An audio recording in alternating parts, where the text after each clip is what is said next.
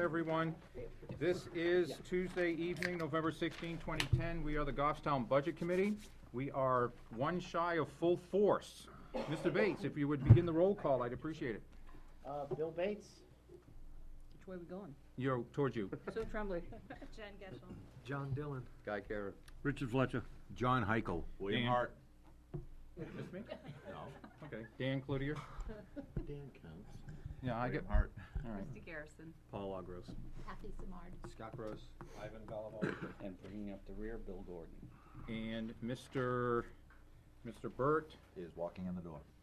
is here. Look at that. Introduce yourself, Mr. Burt. John Burt. Pretty good. We have one chair left. We are a full complement of 16. Wow. It's the first, right? This is our regular Tuesday meeting. Nice. Go home then. Good night. We have They had John. the meeting minutes of October 19th to take up.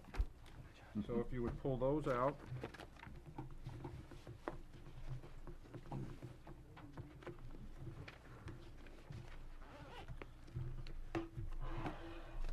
I will entertain a motion to bring them to the floor. Anyone? So moved.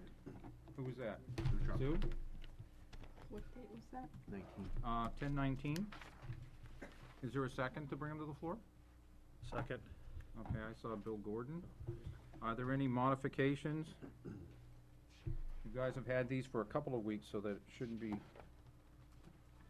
too much of a surprise. Mr. Paul? Not a big deal, but, Everything's a big deal. My name is missing the S. Yes.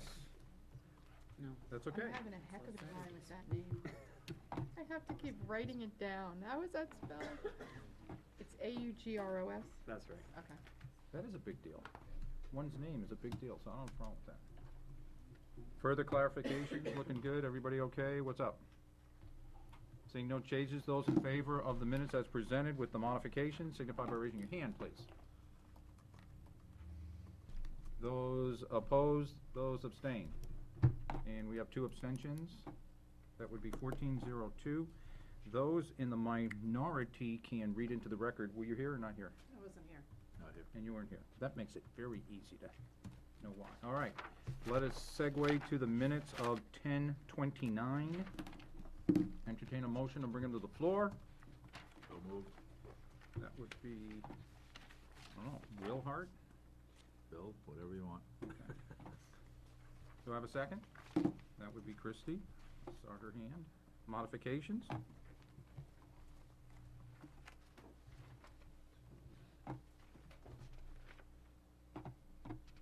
Don't see anything, don't hear anyone. Let's go ahead and vote on them. Those in favor as presented, signify by raising your hand, please. I don't think I We're- was here. Was I here? Mr. Fletcher on, I can tell you, on October 28th, I will look at my, Suzanne wasn't here, Mr. No. Fletcher was here on 10/28. Let me see the hands again, please. All in favor? Doo-doo-doo. Opposed? Abstained? There are 2 abstained. Did you vote, Dick? I was there. You're abstaining, so that would be 13-03. Who's abstaining? Dick, Suzanne, and Bill Hart.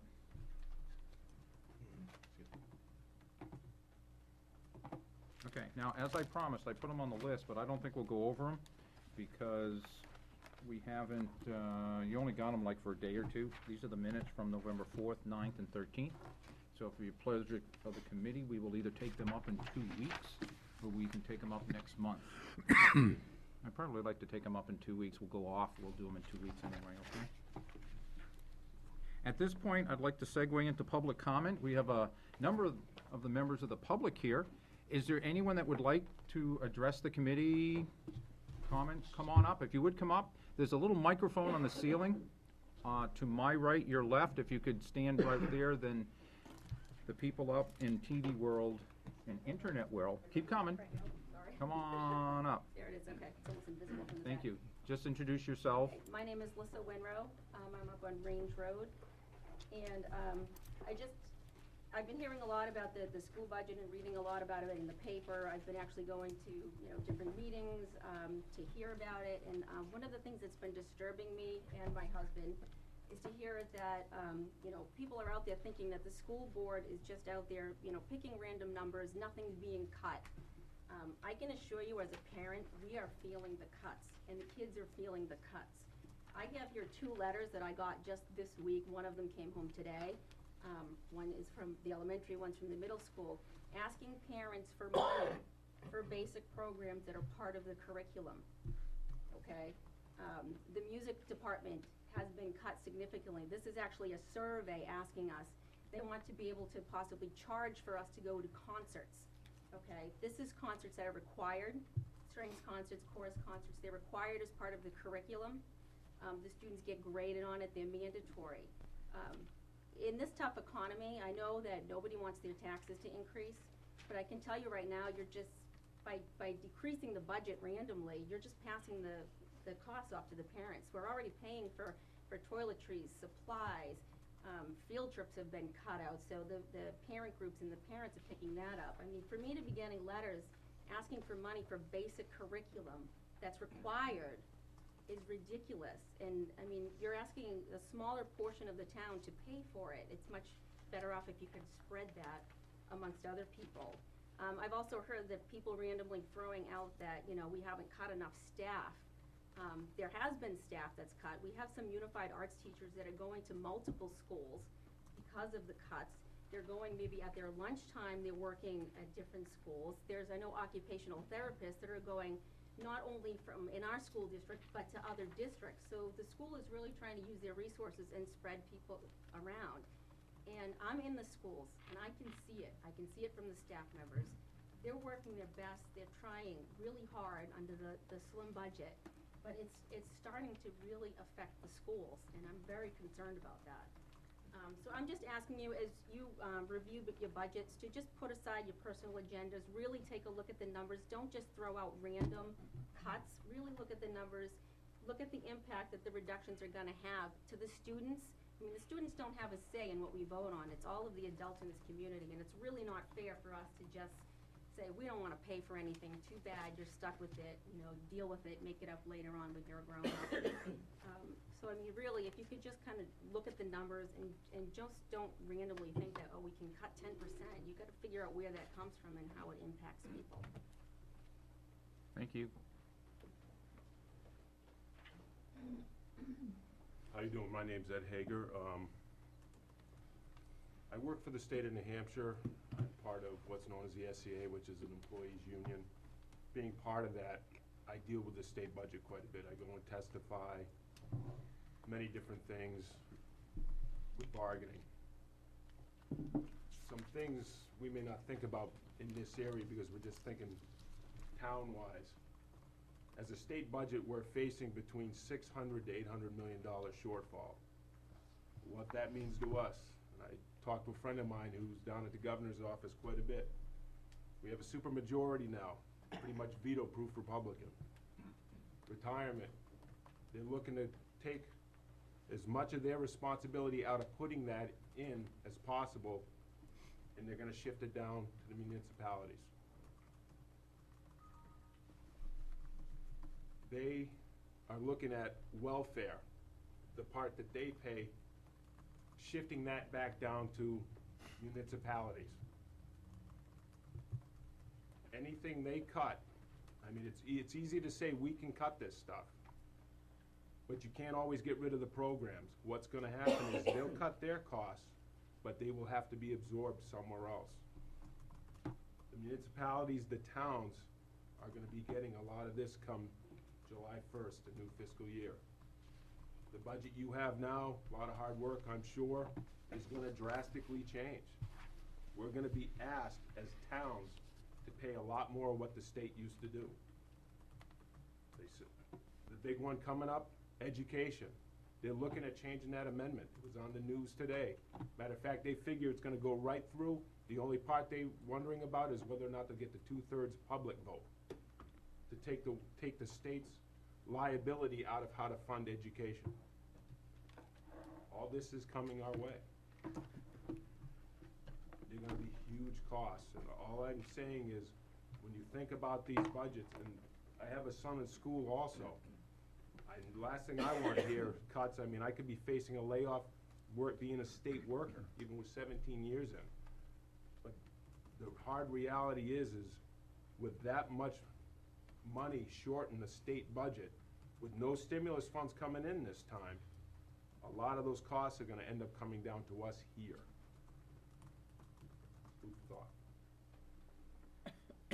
Thank you.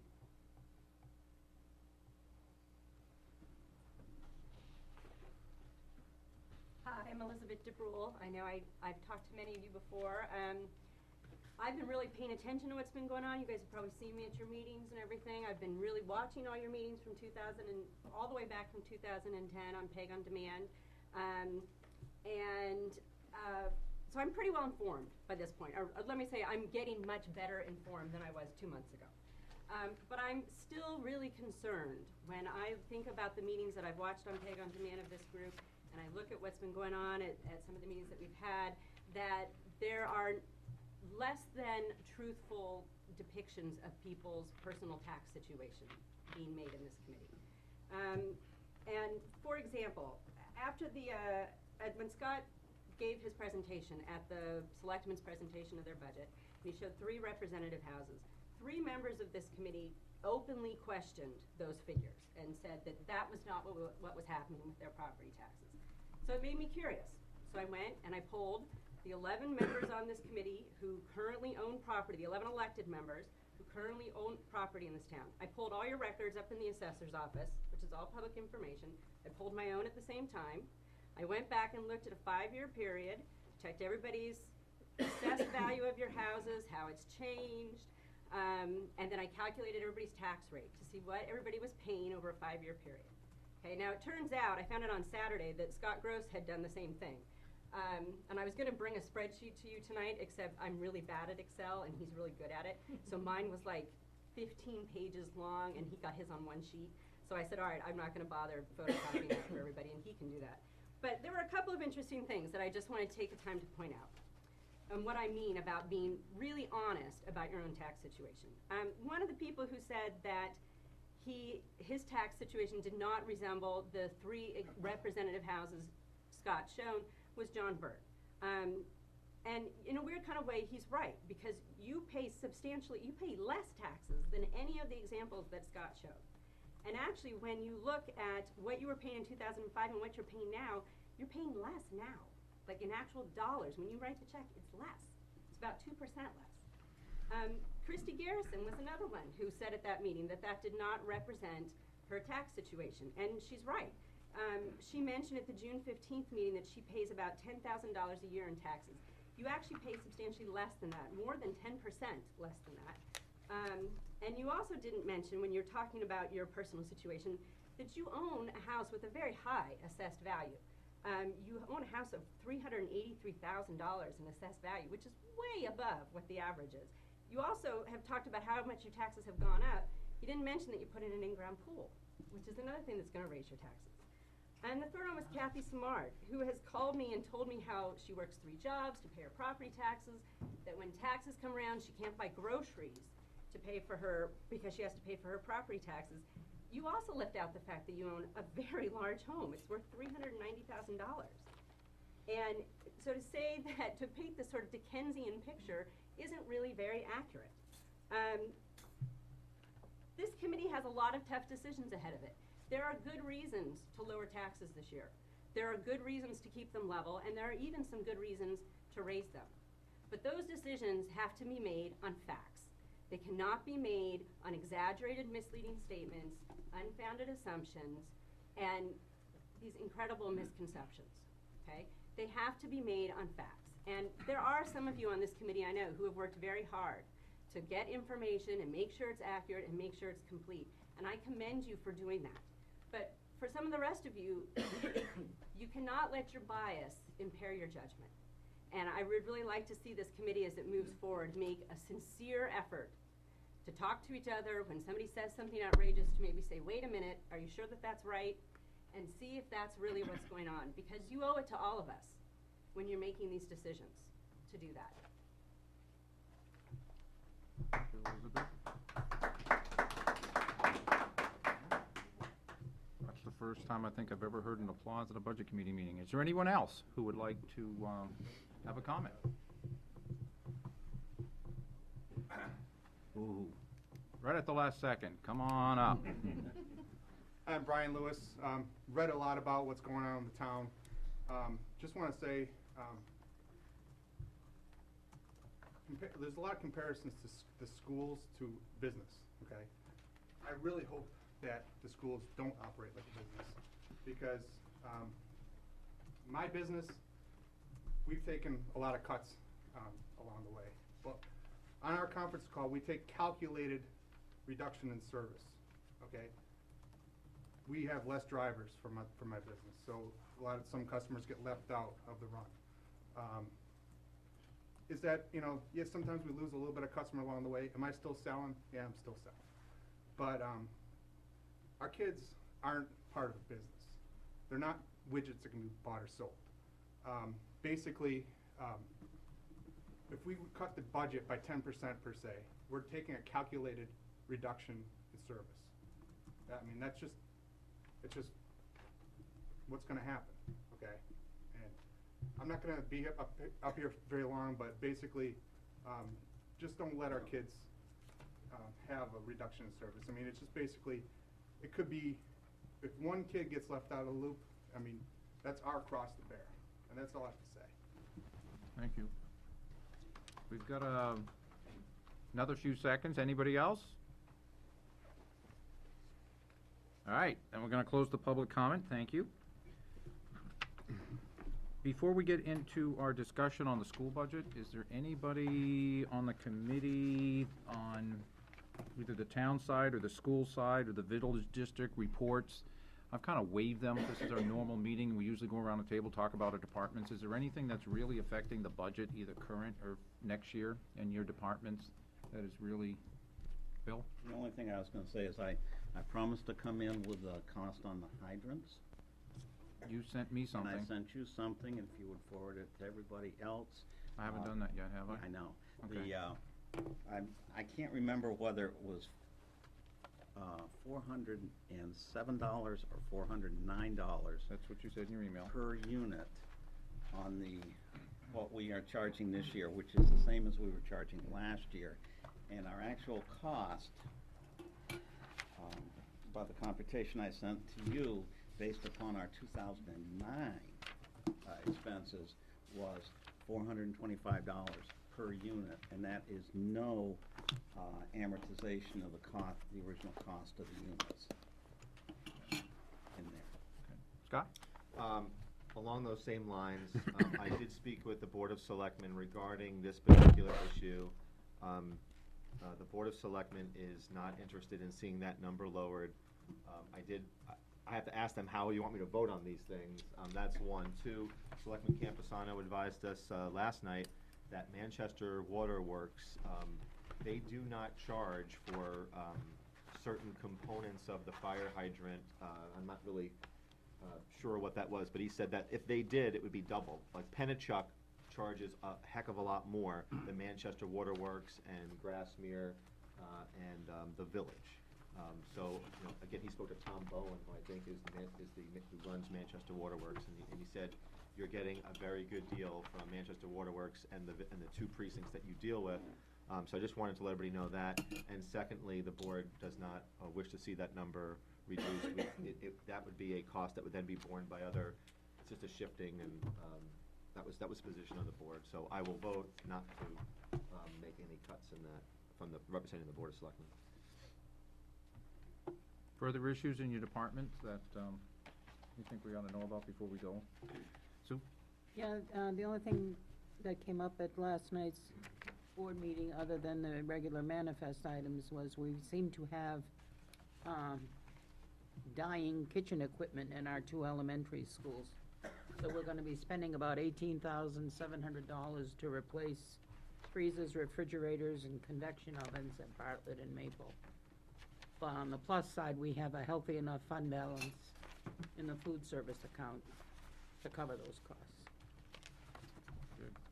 So that's not gonna be borne by general funds at all? Nope. That's nice. There's one more. Yes, Scott?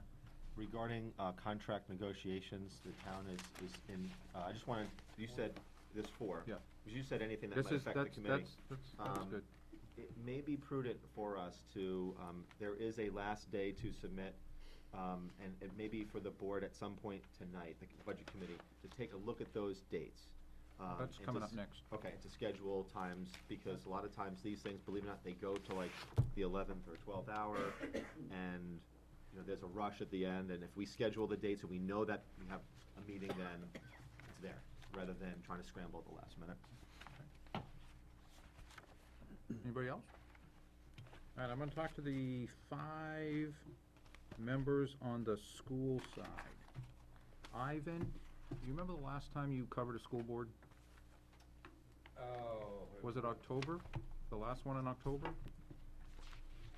No, the last one I went to. September. June. In June, okay, so you haven't done yours. John, were you there? in- October 18th was the last time I was there. You were there on 10/18? Yes. Okay, so you were the last one. Yeah. So, let me go here. So then Ivan, that's where it's, I'm just trying to schedule it, because I've been putting them on the agendas, but it doesn't look like, and I didn't really mention it, so let's do it this way. Ivan, you were next at 12:06. I'm messing you guys around because I'm just doing it in the order. Jen, that would mean you're 12:20. And Bill, you would be, I'm not sure. Suzanne, what's the first meeting? Because it would be the 3rd of January. You guys meeting on January 3rd? You are, okay. I'm not, Hmm? not me, Snowbird? yes. Bill, can you make January 3rd? Yes. Okay. And then John Dillon would be the 17th of January? Is that a holiday for the school? Yes. So, King Day. yep, so you wouldn't be meeting that day? Do you know? So when would your next one be, in February after that, most likely? We'll have another budget committee meeting and we'll figure it out, how's that? We're actually gonna have the board, we're gonna figure out in December what date we're gonna meet for sure. We'll probably need a second meeting in January, so. I believe we have it scheduled for the 24th. Okay, I don't have my, that would be the week after that. So if it was the second one in January, then John Dillon, you would have January 21st, and then John Burt would be February, whatever the first one is in February. I don't have my calendar yet in front of me here. All right, we'll work it through as we get there.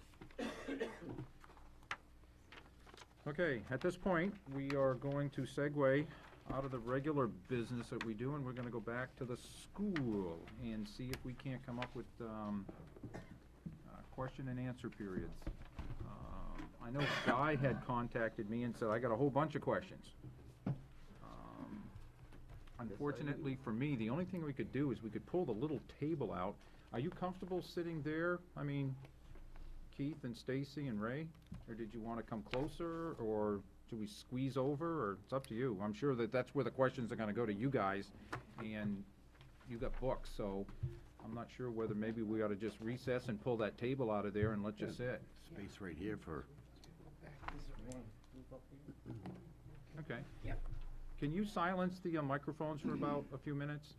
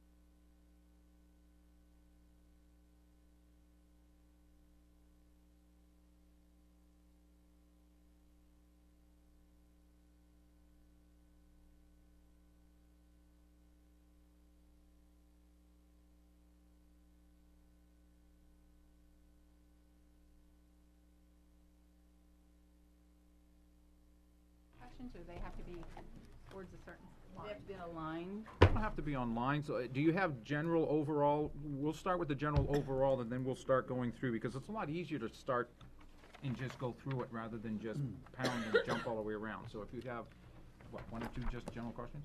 Go for it. Kathy? Hi.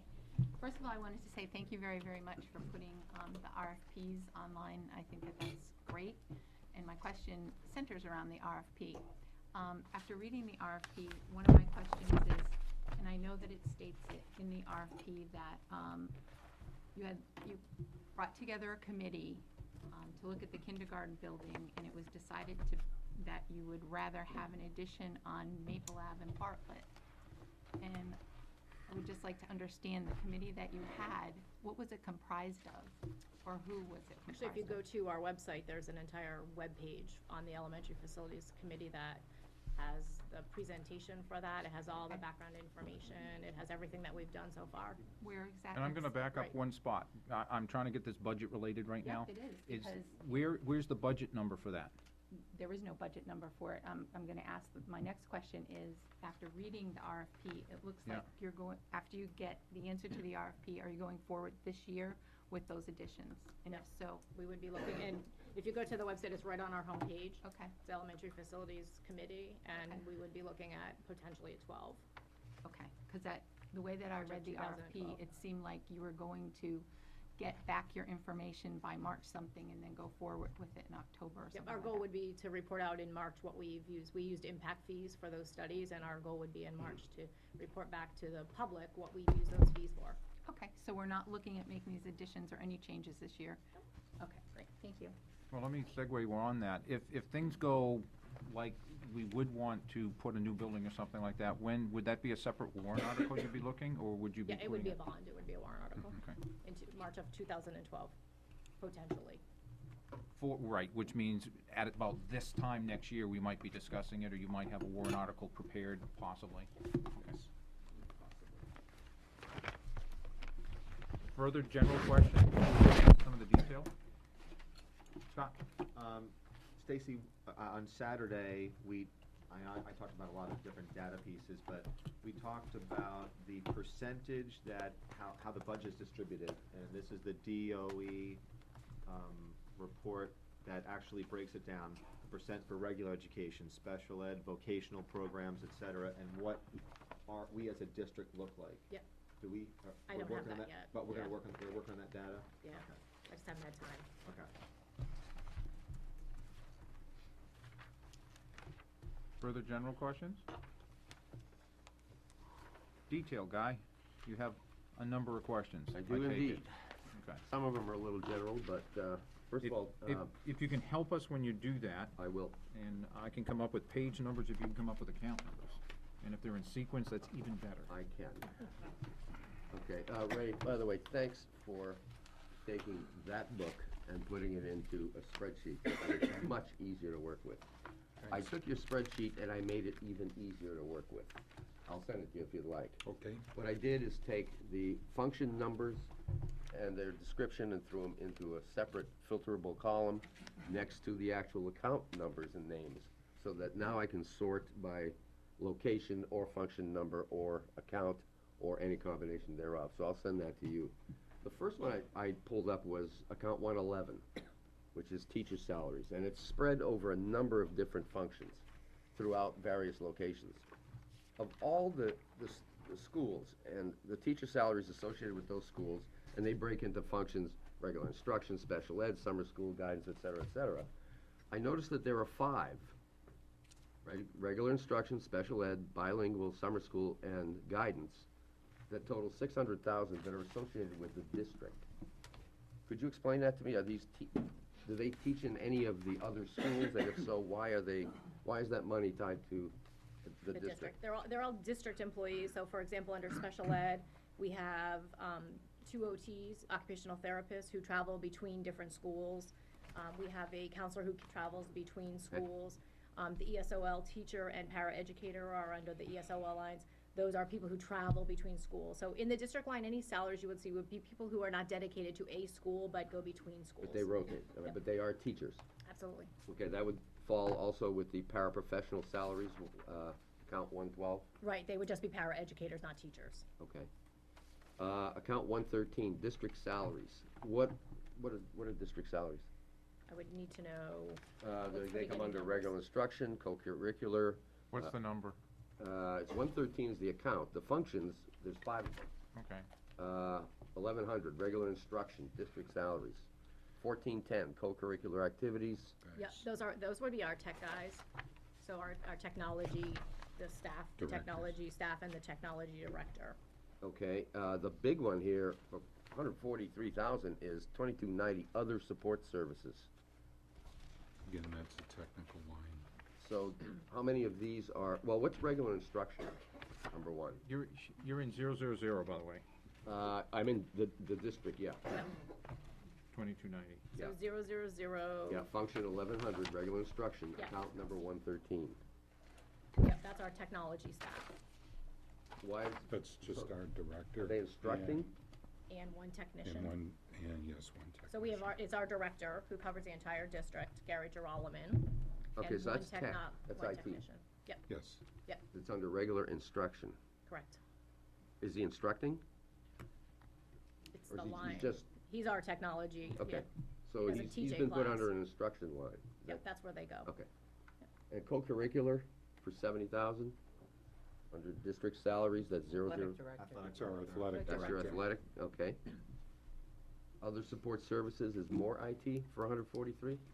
It's the 2290 function. Yes, Those are all of the district technicians that work to support the schools. technicians, okay. And then, under this, you've got building services, 2620. That's It's our our facilities director. Oh, that's an individual, Yeah. Yes. okay. Facilities director, you're looking at the 113 line. Yes, sir. Yes. Okay. Okay,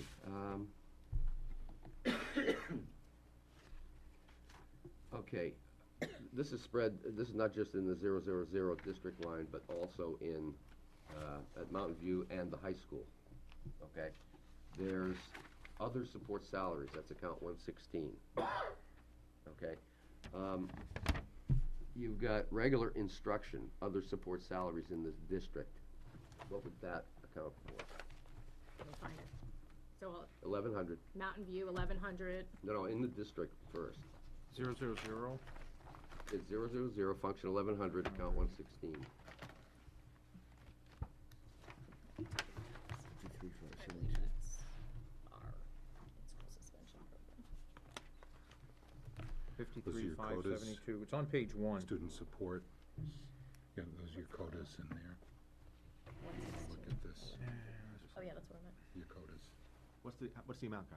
It's 53,000. Yep, that's our certified occupational therapy assistants. Works for the district? Yep. Okay. And occupational therapy assistant? Yep, Is that a teacher? that's a paraeducator. Paraeducator? Kind of, it's somebody who isn't on a teacher's contract, but they get paid more than a paraeducator. It's a certified instructor. Okay. And you have a special ed individual there too, 1,200? Function 1,200? Again, give me lines, a Uh, lot of 1,200 lines. 116. 1,200, 116 Yeah. in the district. No, see, this is So let me back up, the 1,100, 116 that you were just talking about, the 53,000, that's actually our 2 in-school suspension people that does our in-school suspension program, our alternative to suspension. The 1,200, 116 line, that's our CODA, the 1,200, 116. The 1,200, 116 is your, The CODA, that I was just, the certified occupational therapy assistant, Okay, those and- lines. and they're in the district budget, but you also have the same thing for Mountain View and the same thing for the high They school? would be different people, different programs. Mountain View has their own, and these other ones in the district travel. And the high school has its own Yes. too? Their Okay, population demands that they have somebody there. okay. Mountain View and the high school, 204 and 305, function 2410, account title for account 117.2. The assistant principal salaries are very high at Mountain View and Goffstown High School. Is that due to the, what do they call it, deans? No, I would say that There they're are multiple consistent, people. they're multiple people, they're consistent with all of our schools. The high school and middle school salary isn't any different than Yeah, well, the totals are. the elementary. Well, they probably take different health insurance benefits. The Well- salaries are all pretty consistent for the assistant principals throughout the district. But The dean of students would be a little bit lower. the Maple Ave budgeted amount is 71.5. The one for Mountain View is 207. Guy, It's- you have assistant principals, you have curriculum coordinators, and deans of students. There's a higher population of folks at the middle school and the high school. You really can't compare them to the Right. elementary So the school. elementary line has one person in it. It's Okay, a school that's of what I need to 500. know. The So- middle school has 3 people in that line. Are those listed in the salary spreadsheets that you Yes. guys gave us? Yep. Which reminds me, before I go on, I haven't seen a spreadsheet yet on the SAU salaries. Where would I find that? We, They can send we us got an e- 3. yeah, We you got don't- a You don't get admin. SAU because it's in the SAU budget. It's not part of this budget. It's not, this budget, you get the SAU assessment. You didn't get the breakdown of the SAU budget. You can Okay. request a copy of the SAU budget at any I have a point in time. paper copy of the SAU budget, which includes all the expenditures that would be borne by the 3 school boards, Okay. 3 towns. But Then- I don't have a breakdown of the salary schedule, I don't believe. Yep, well, the salaries would be in there. They're in there. They're in there In also. total? Breakdown. Okay. Then let me go straight to 000, function 2321, SAU services. Yep. That's 1.1 million. Yep. That we don't have a breakdown of? You have the SAU budget. That's where that is broken down. Can we get an electronic copy of that? Thank you, Keith. Okay. Yeah, if we could get that as soon as possible, that'd be great. Yep, we have a public hearing coming up on it in December if you're interested as well. Yeah, what's the day on that, Stacy? 7. December 7th. And where? New At New Boston. Boston. Again. Not my favorite ride.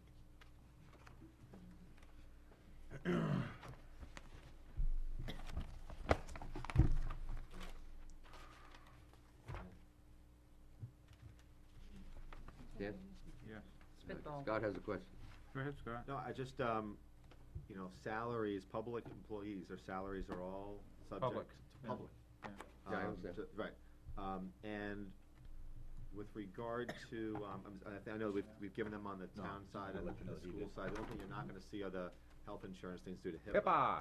HIPAA! But even on, like with school administrators, if you're looking for comparisons, the DOE website, if you go down to the financial reports, it does break down, not for clerical people, but it does break it down for superintendent, assistant superintendents, business managers, et cetera. The other thing that I would like to, and I gave this website to Ivan, and I will try to forward it on to everybody, and that is, it's a New Hampshire Labor Bureau type thing.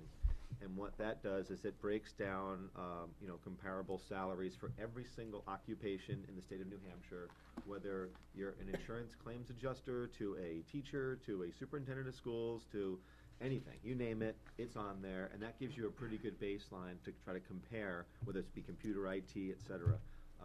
And that's where I got some of that unemployment information that I shared with you folks. By the way, it went down to 4.6 in October. I'm sorry, in September, in Goffstown. So all that, there's a ton of data out there if you want to compare salaries and stuff. Can I go? Yes, Okay. continue. There are 2 accounts, 323, which is other professional educational services. Then there's another account, 339, called other professional services. There's quite a bit of difference in the, I'm curious as to what those are, because they're sizable amounts. Can you Mean read the district numbers? line, Pardon me? district still? District? Yeah, district. What are your numbers? What's the number? Well, all right, let's try 000 district. Yeah, well, let's go to your account. The function, No, the account, the account, 339. 339. Is it 1,100, 1,200? Yes, 2130, 2311, et cetera. No, 1,100. 1,100 is a regular ed, 1,100. special ed. 1,200. Oh, the 339 is gonna be the consulting line. It's gonna be a 1,200 line. Yeah. Consulting. It's for, hold on.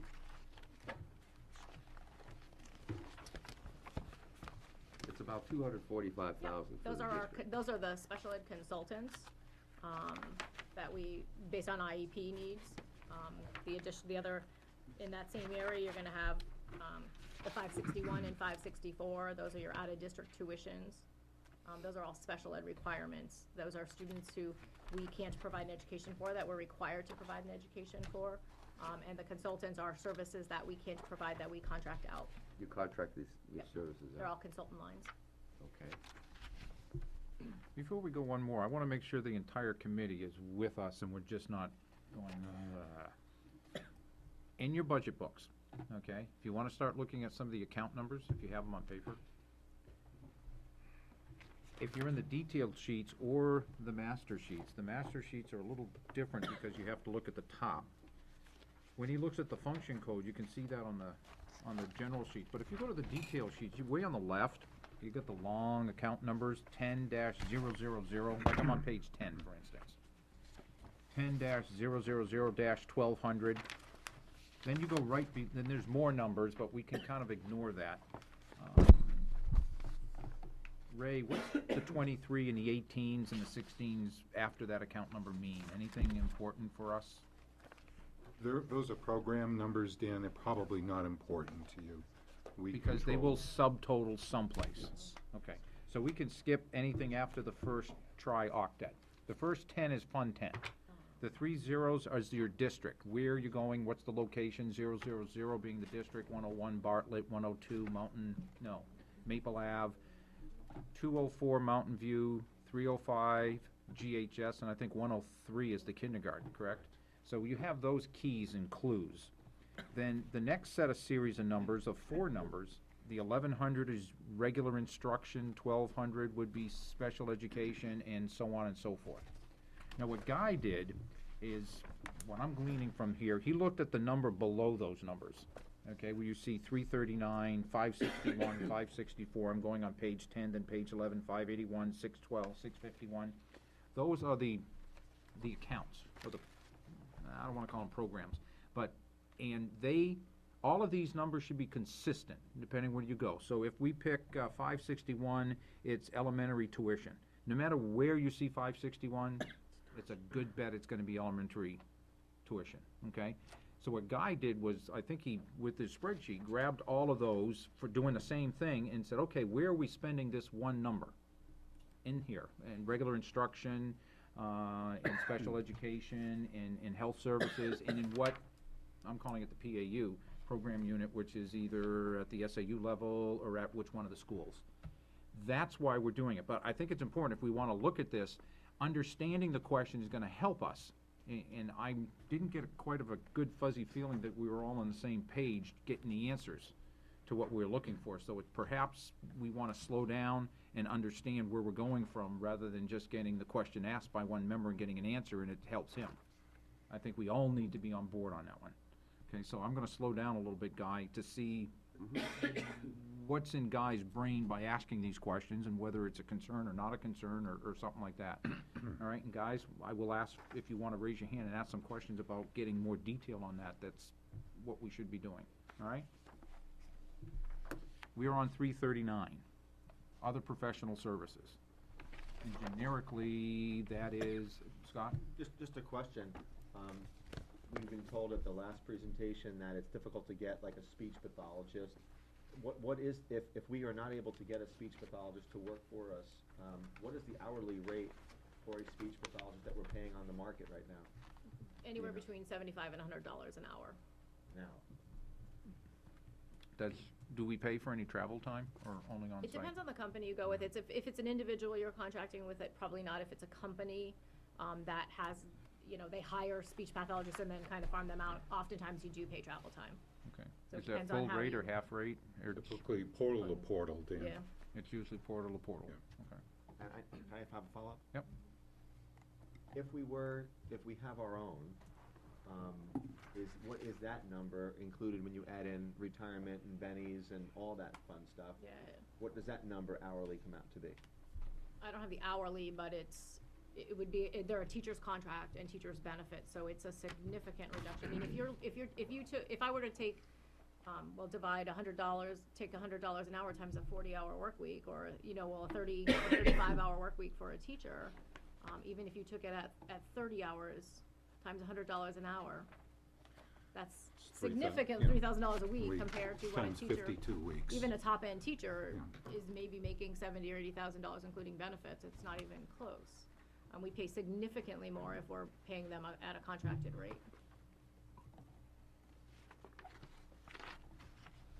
Right now, we have only 2 days a week that we pay a speech pathologist. Now, we contract for vision and hearing services because we don't have a high demand to actually put somebody on staff. So it's actually a benefit to just consult with those services. Okay, Guy? Okay, I got a quick question on how the 4 particular accounts, as to what the difference might be between the 4. We have 431, which is maintenance. 432 is repairs. Yes. 430 is repair and maintenance. And 439 is other repairs and maintenance. And they all have, some of them have some significant amounts of money in them. What And I'm wondering, what's the school are you difference? in? What pages are you looking at again, Guy? Well, repair and maintenance is, I mean, although it's blank, is a line you have in your budget for Goffstown High School under special ed. The maintenance line is all of them. So all can we just do locations. one at a time? Because I I'm can't look at them and know I'm what just it is. interested in what's the difference? Well, between the repair and 4? maintenance would be any kind of repair and maintenance. They would be projects that we know we need to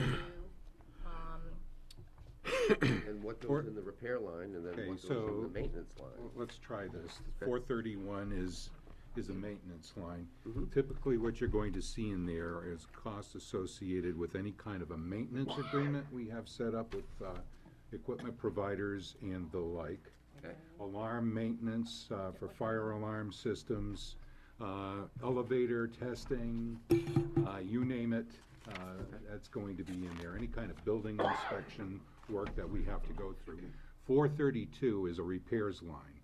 That's typically where we're going to budget our monies that we anticipate having to spend for facilities repair work. Glass replacement, plumbing fixtures, electrical problems are all addressed out of that particular line. Okay, while you're there, Ray? Yeah. Mountain View and the high school, building services, 432 repairs, have some sizable amounts. Yeah. What's wrong over there? I mean, besides, Well, I think, let's take a look at it, because the detailed budget usually has a description of the activities. What school? Well, take Mountain View, 204, 204. 26, The number would be 20. 204, 26, 24, 192. 32. Page 192, people. So some of, 431 and 432. so some of the items that are in there, other than electrical heating, we have $12,500 to repair the roof. There's $25,000 in there for the gym floor restoration, and $4,000 for panic device replacements on our doors. Okay. The same function and account for the high school, 305. The principal's requested budget was 330, and the school board reduced that down to 74.7. Is there a major problem over there? Again, if you take a look at the narrative associated with that specific account, it'll give you a description of what's going on. Let's try to get to it. So again, we have, Page you on? page 256 and 257. That's in here.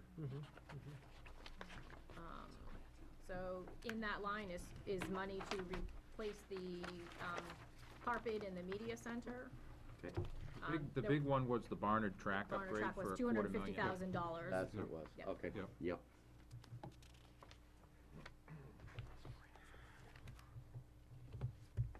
You get the, you have the paper copy? I didn't bring it because I thought I had everything here, but I don't have the narratives here. Yeah, that's what I found very helpful in the long version. It, with the enough. detail that's sitting in there. I'm wondering if your conceptual questions might be more applicable. I will have to add the narratives to this sheet. Hope that's gonna be fun. Yeah.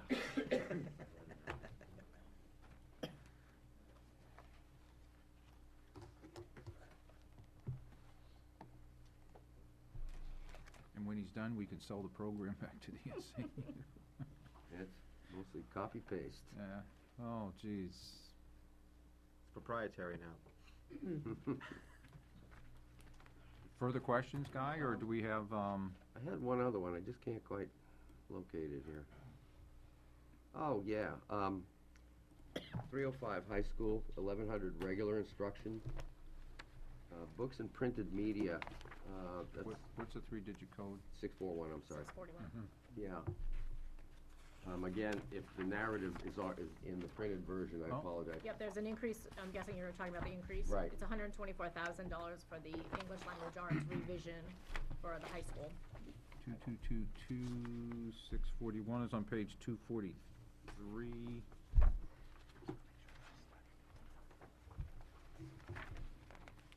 And that would, if you remember, last year was the English language arts revision for that cycle.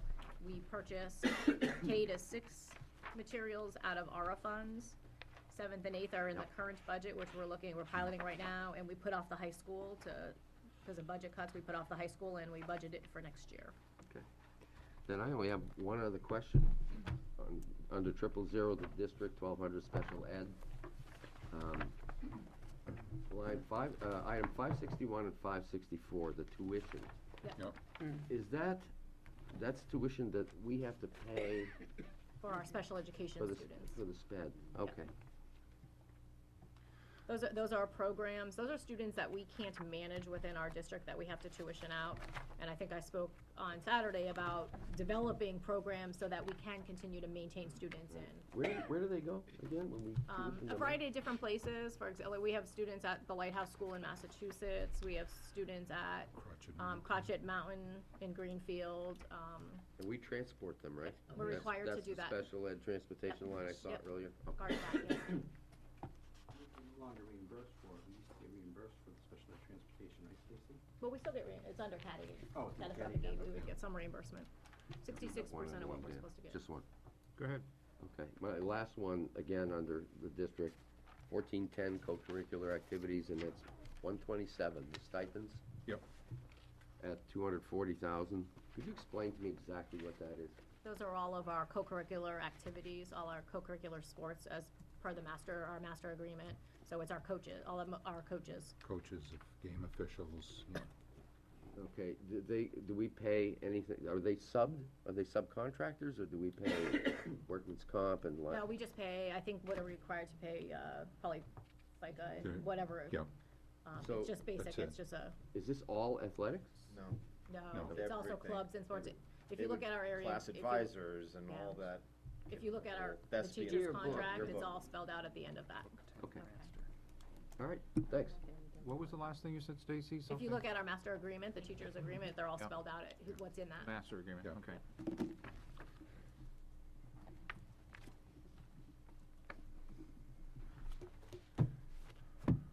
Further questions by the committee? I'm gonna throw it out. I'll jump on the sword. Got a letter from a resident, and the resident asked, I know this is maybe more of a policy question, but has the board or district given any consideration to pay to play? The resident did ask about that, in light of the fact that some of these things are, there is a cost. I can share with you that the Parks and Rec Department is looking to charge fees, and that'll probably be coming up, shortly. And is there anything at play there to try to more have a user-based system with probably a waiver for those who are less means? I do know that 2 years ago, the school board, we put together a committee of probably 15 or so people that looked at that. They studied it for a good couple of months, met multiple times, and came back with the recommendation to not propose that. I think the committee felt that parents would be willing and should be willing to pay for extras, but to pay to provide the service. And that was where the committee landed at the end of that.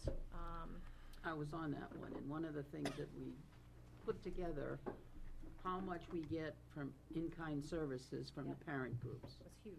It's a huge amount of money that we would have to spend. And our concern was, if the parents had to pay $100 for their kid to play, they're not gonna be out there spreading sod on the field.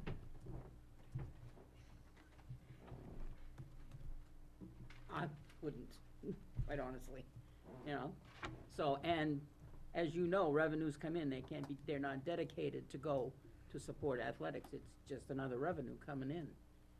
So, that was a big part of the decision to not recommend charging fees. But that's kind of an ongoing thing that we Yeah. keep looking at. I don't know that it hasn't, it has definitely come up in conversations. Absolutely. Of whether we need to go there or not. Are any other districts doing it successfully, or have they done it and they found it doesn't work, or? Yep, there are definitely districts who do it, absolutely. Nashville. I can send you the, I mean, I have a survey that was done. I presume there's some sort of Yeah, I mean, there are other districts who are doing, I mean, if you read the paper, you see it, and I guess, obviously, my opinion, when we're in the situation where we're trying to keep the cost down as best we can, people are looking under every rock. That's one rock. The other thing that I know that I brought up, and I'll jump on the sword again, is that there are districts where they do advertising on their school fields, Right. and that brings in, that could bring in $10,000, $15,000, $20,000 a year in advertising. We don't do that either, and there are people ready, willing, and able, local businesses, to put up a sign like they've done at the Villa Fields, that would help, defer the cost, but we didn't want it to look like. Well, we do Didn't some wanna of that. commercialize it. Yeah, Or we what? do some of that advertising. I know, like the football group, there's definitely signs that go up on the field when football goes on, when a game goes on, they come down, but there's definitely signs that are up there advertising. Yeah. I mean, I'm not saying that we should start, all of a sudden sell our souls and wrap school buses and all, because I know we can't do that anyway, but, maybe there's. That kind of income could help set up It some kind of helps. scholarship It for helps. the kids who can't afford Right. to maybe play or fall into a certain income bracket or something. I don't know, I'm just.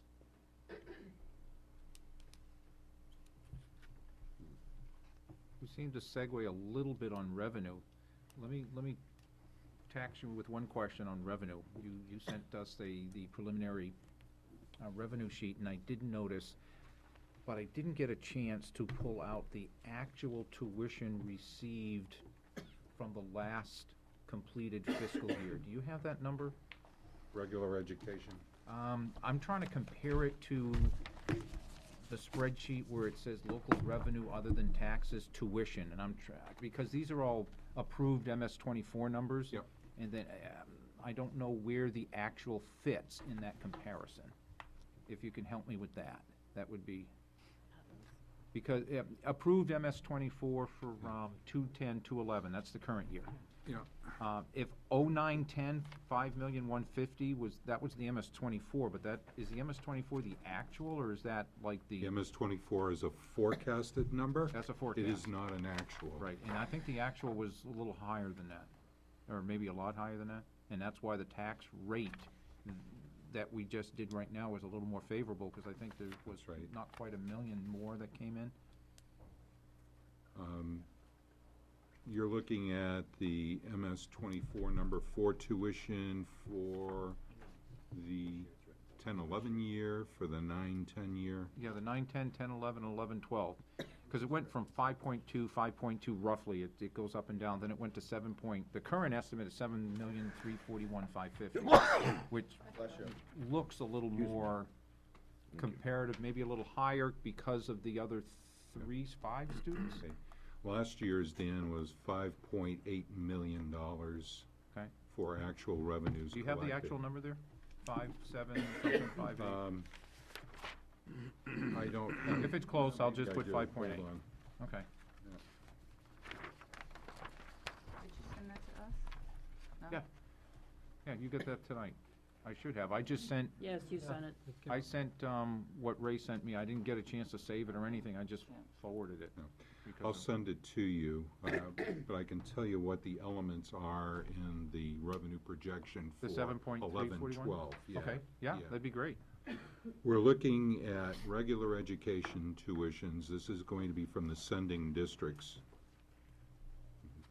Dunbarton and New Boston, totaling $6.9 million.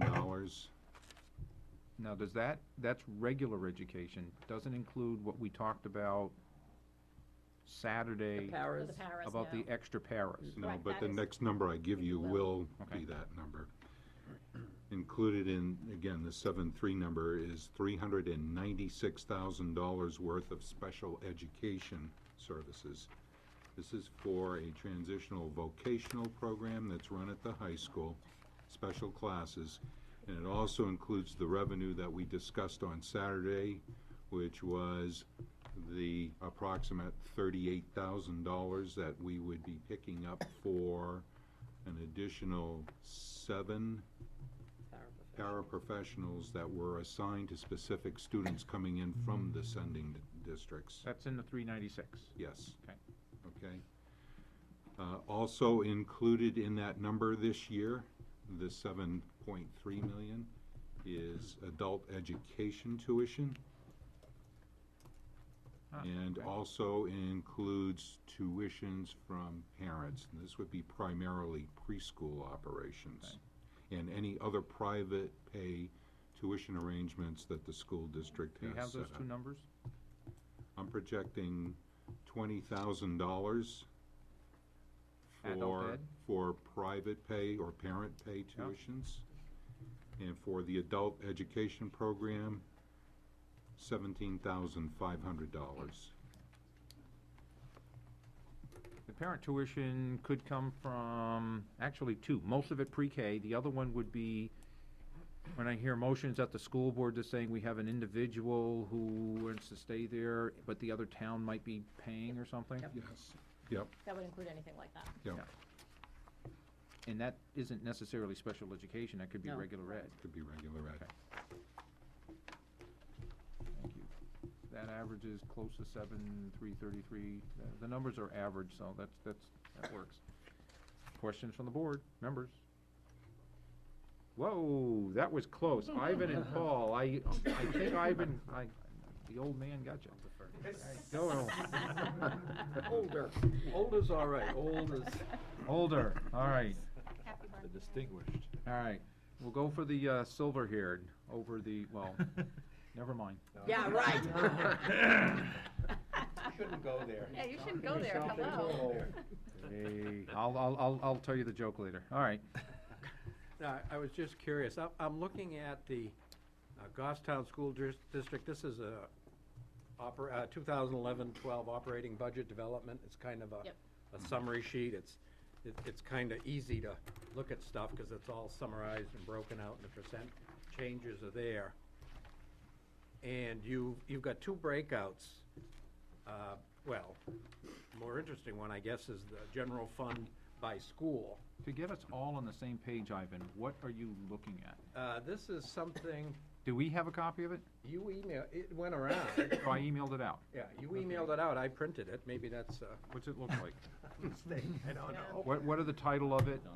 It says, operating budget, it's dated 10/28. 10/28/2011-12 operating budget development, Okay. Goffstown School Looks District. like this. Okay. You, there's several of these that went out. I don't know the date they went out, but the printer could handle these, couldn't. Do you have them? Does everyone? Yep, I got a copy. You know where I am? You share them or? Okay. And in the general fund by district, you've got the total fiscal year 2011-2012 actual and then proposed dollar change and then a percent change. And it's summarized at the bottom. And I'm rounding off very generously, I guess. The budget's gone up 35.6 to 37.5. And I apologize if rounding off quick didn't quite do it. But there's a $1.8 million increase, about 5.21%. That's the increase, the proposed increase for the entire budget? Correct, including Yeah. the food service and the The grants. total operating Yeah. budget. Yeah, understood. And also should note that some of that is offset by increases in revenues. I understand, yeah. yeah, I'm just looking at the data that's here, and for instance, on the top right, you've got salary and benefits for the 6 different categories, the first being the district. And I just noticed 1,997,000 for this year, going up to 2,354,000. It's a 17.9% increase in salaries and benefits for the district. Correct, and that's due to some additional staff that we talked about, new programs that we developed on Saturday. We talked about 2 new programs that we developed that have been funded by ARA that we now are picking up, but it's an overall cost savings to the district because we're not placing those students out of district. That's the increase. All I'm saying is that for each of the schools, and I'm just going down, District, Bartlett, Maple Ave, Glen Lake, Mountain View, and the high school, is 18%, 11, 7.1, 3.25, 7.5, 6.4% increase for a total of 7.9%. So salaries and benefits have gone up a total of 7.93. Yeah. Correct. Okay. Yeah, but that And the includes- total budget has gone up 4.5. I understand, so I presume to do that on the non-salary, now the salary part of 26 million out of 37 million, I guess is about 3/4%. Your 3/4 of the budget is in salary and More than that, compensation. salaries and benefits more than that. About 75%. Yeah, you're right. Okay, 65. No, No. 70 plus.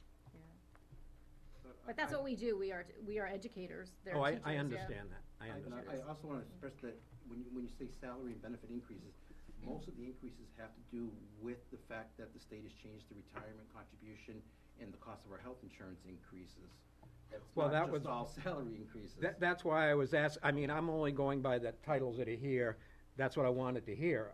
Yeah, you've got benefit increases. Yes. Especially, well, like you said, the retirement program, they've changed the ratios up at the state as to what we have to pay and everything. So They've that's, increased it. do you have a percentage increase on your head? Is it It's- 5, it was in 10, the- 15? It's budgeted this year at 9.77 for teachers, 9.77%. Right, it's Compared actually, it's in the overhead, we did on Saturday, Hold so on. you should have a copy of it, in the handout. It does show the, last 2 years, this year and last year. Okay. Okay. Was last year on that? I don't remember seeing Yeah, I it on think there. it was I last know year, I know the new year was Yeah. on there, but I don't remember last year. Give me 30 seconds. Harrison. Well, let's take a moment and take a peek. Retirement went from 8.02 to 9.77 for teachers, and for others, so our support staff went from 9.16 to 11.09. So these salaries and benefits are a combination of personnel increases, salary increases, and benefit increases? Correct.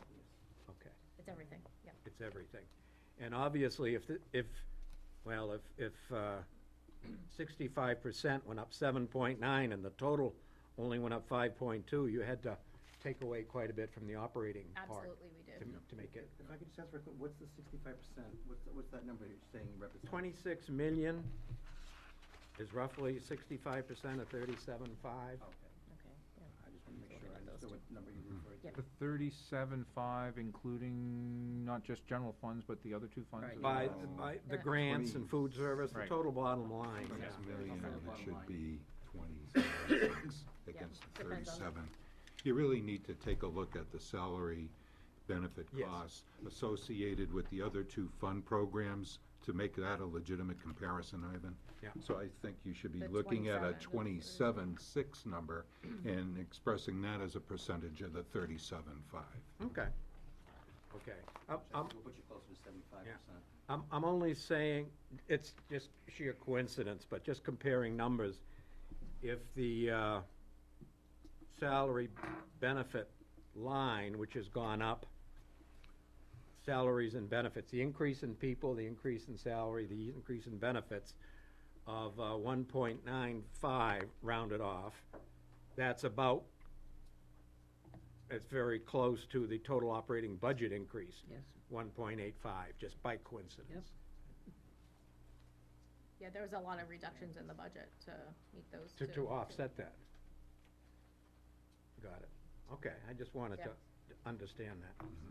I got Paul first. Paul, then over to Scott. Yes, thank you. I apologize if, I just have a couple of things. I apologize if any of this has already been addressed either earlier tonight or at the meeting on Saturday. But the first was voice communications, account 531 under the high school. We have, I looked at the narrative and it had reference to a Page line. you on, Paul? Let's see. In the Well, white copy. I too am looking at the spreadsheet only, but I We'll did look find it up it. and then I lost the page, so. We'll find it. Dan will find it. Just 531, or are you gonna do Which school? 532 and 33? The high and- school. High school? Line. I'm guessing that's, Just 50, 531. yeah. Okay. So I'm guessing you're asking the question? Around page 250 or Now, so? you're looking at the district or at one of the He schools? said the high school. High school. High school, Goffstown High School, that would be On 2410. 305, 2410, 531. Yeah, page 250. Yep. So are you asking about the increase in that line? G4 line, Yeah, I see the G4 line. Yeah, right now, the high school is our new hub, so everything comes in and out of the high school. You'll see smaller increases in the other buildings, but the high Actual school. decreases. Decreases in the other buildings. The high school has, it's where all the lines go in and out of now. Okay, and is that line a point-to-point between the high school and the other schools, or is it a external internet connection, bonded, something like that? I can't give you a technical description of it other than to indicate that it is the hub for all of the data and the voice services for the school district. Okay, so those it's are all the probably, Cisco items, right? Yeah. Are we using the, Kathy, you had some experience with the Cisco sales and things. Is this using the internet as a general wiring hub, or are we gonna need It's a point-to-point local area or some? network that was set up. Yeah. in- So do you have are you using VPN, is that, but you're using it through the general cableway? You didn't lease any lines to go from here to there? No, We don't know, gonna look at okay. that this year. There's I don't believe we did. If you Okay. I think we probably should have Gary. Yeah. Well, if that's, you want us to- I'm put it gonna, on I'm the gonna, agenda, I'm share gonna write a that. question Share that. down, but Yeah. I'm gonna ask Paul first, if you're going further with this, or you want, trying to understand better conceptually, is the question gonna go, because we went to an IP-based phone, where are the comparative reductions in the other lines that would account for this? That question's gonna be asked Yeah, anyway, and but if you I can go thought I'd there, give you you can see the other reductions. well, yeah, I was curious whether it was an internal line or set of lines, or whether it was one facing the outside world where the high school is serving as a proxy to the internet. And depending on which it is, I was just interested in what kind of research was done prior to signing a contract with G4 Yeah, as well, opposed to, any other alternative. Again, and Paul, and I don't think you were at this session, but there was a rather detailed presentation that was made back in June. I think there was a meeting that was held at the police station, where the technical, where our technology director I think it was May. actually went through the entire process. So we May, can yes, you're see if we can resurrect that for you. if Well, I you- can probably look that up. Yeah, the Okay. minutes are probably on. Okay. Okay. The only other Well, thing. before we segue, Oh, yes. the second part of his unquestioned question, where are, or do we see savings someplace? Take a look at each of the individual school sites, same account line, and you're going to see 531? decreases. Yep. Now, should I look at both voice and data, 531 and 532 Yes. combined? Okay. I'm actually doing that now. Let's see, the bigger one would be, let's see, Mountain View 531 goes from 11,232 to 7608. That's just budget to budget. Maybe that's not a viable comparison, because the budget may or may not be the actual, so the reason I mention that is because the actual expenditures of 09-10 was 8,500, and the budget might be a little more than what you need, so it would be a better comparison looking at the actual versus what you think is gonna be based, because zero-based budgeting infers that the 11-12 number is Dan, closer the 11-12 to number what is a quotation from the service provider for Okay. each of the schools. 09 to 10 was not 100% new technology. It was a segue during the year, correct? In 09-10, When the 10 was- it was just the Bartlett School And Glen Lake. and Glen Lake. They were the only facilities with utilizing the new system. Okay. This is the first year the other schools will have it. I don't see any large reductions. But we do see, if I added up all of the 531s and 32s, the current budget is about 90,890. If I add up, and this is the new one, it's 107,717. 107, let's see, 108, 91, about 17,000 more. And so, the new, would it be fair to say that the new phone system then would be budgeted higher than the old one? Unless there's some cost someplace else that I haven't. I'd need to take a look at what it is lines. that year, yeah. Okay. We can come up with an answer for that. I will try to put that in or do you want me to write something down, or you just want to? Yeah, I'd like to know what you're looking at in Okay. the way of a comparison, then we can try to answer you specifically. Okay. Paul, go. Okay. This might take a while to get everybody on the same page for this, but in a similar vein, the maintenance account throughout, let's start just generally. I know that there was the Honeywell contract that was mentioned, and it was mentioned that that would be somewhat of a cost-saving measure. I was wondering where we're seeing reductions into which lines, if that's happening now or only in the future, or... Paul, it's actually a cost avoidance setup, and we do get annual reports that we do audit. And through the first 4 years of operation right now, there's a total cumulative cost avoidance of $203,000.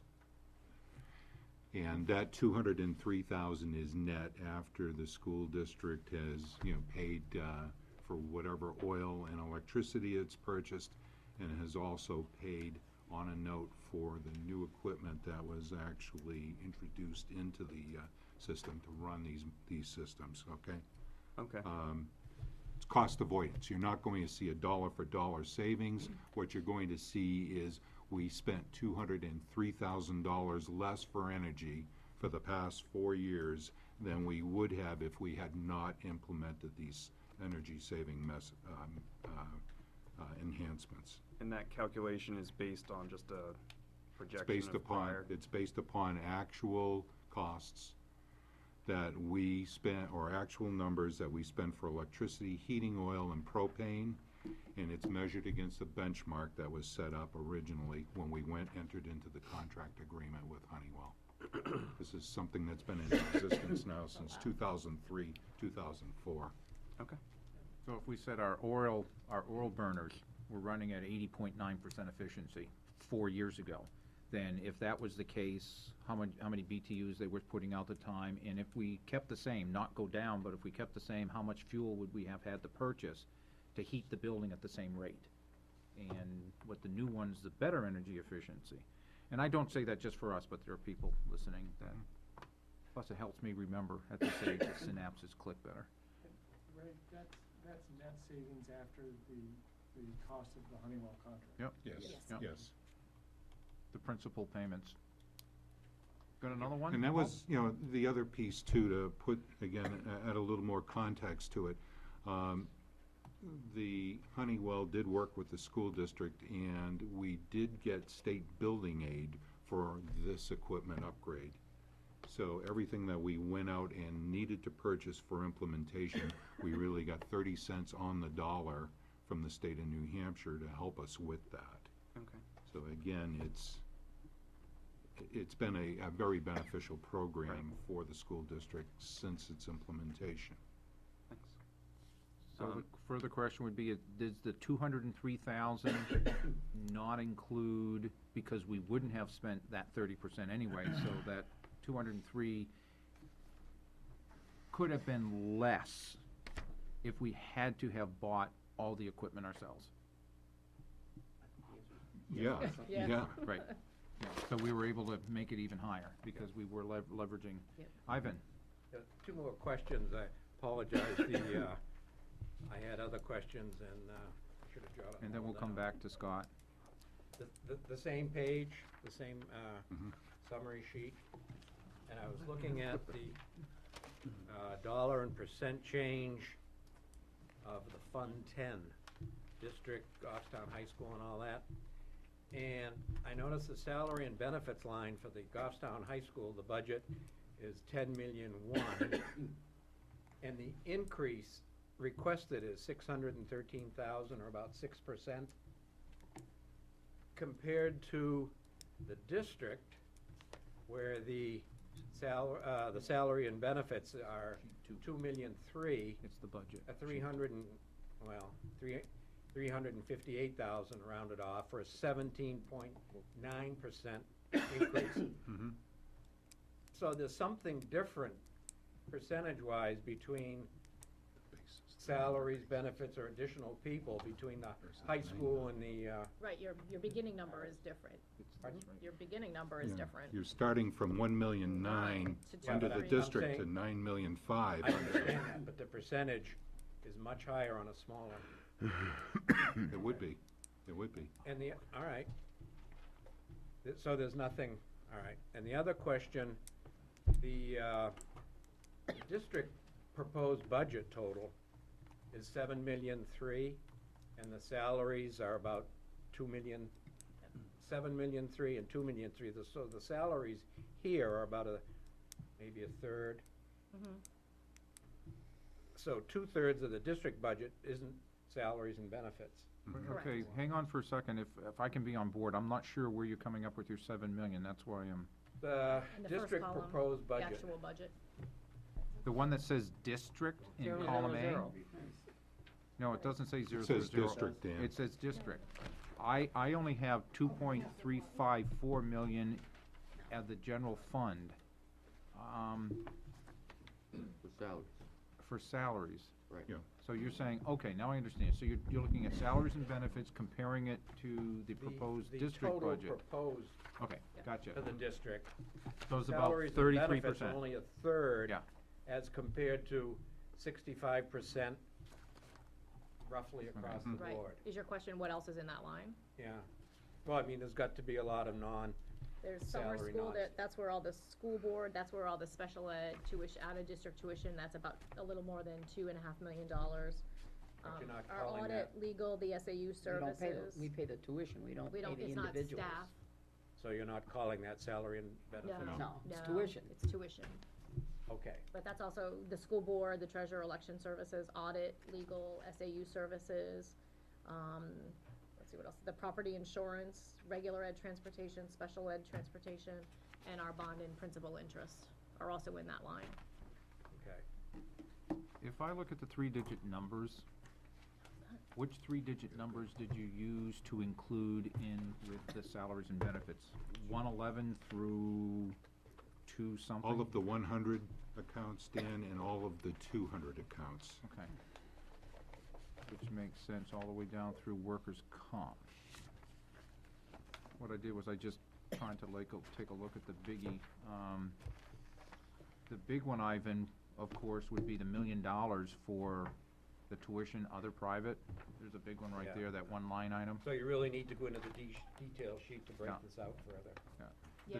The 1,200 account itself is, $1.5 million of non-salaries and benefits. Well, there's 5 million of Yep, so there's one. non-salary, non-benefit. Right. And like regular ed transportation's $1 million, special ed transportation is, I think, 700,000. Coming down, there's another 1.1, oh, don't forget, there's 1.1 million for the SAU.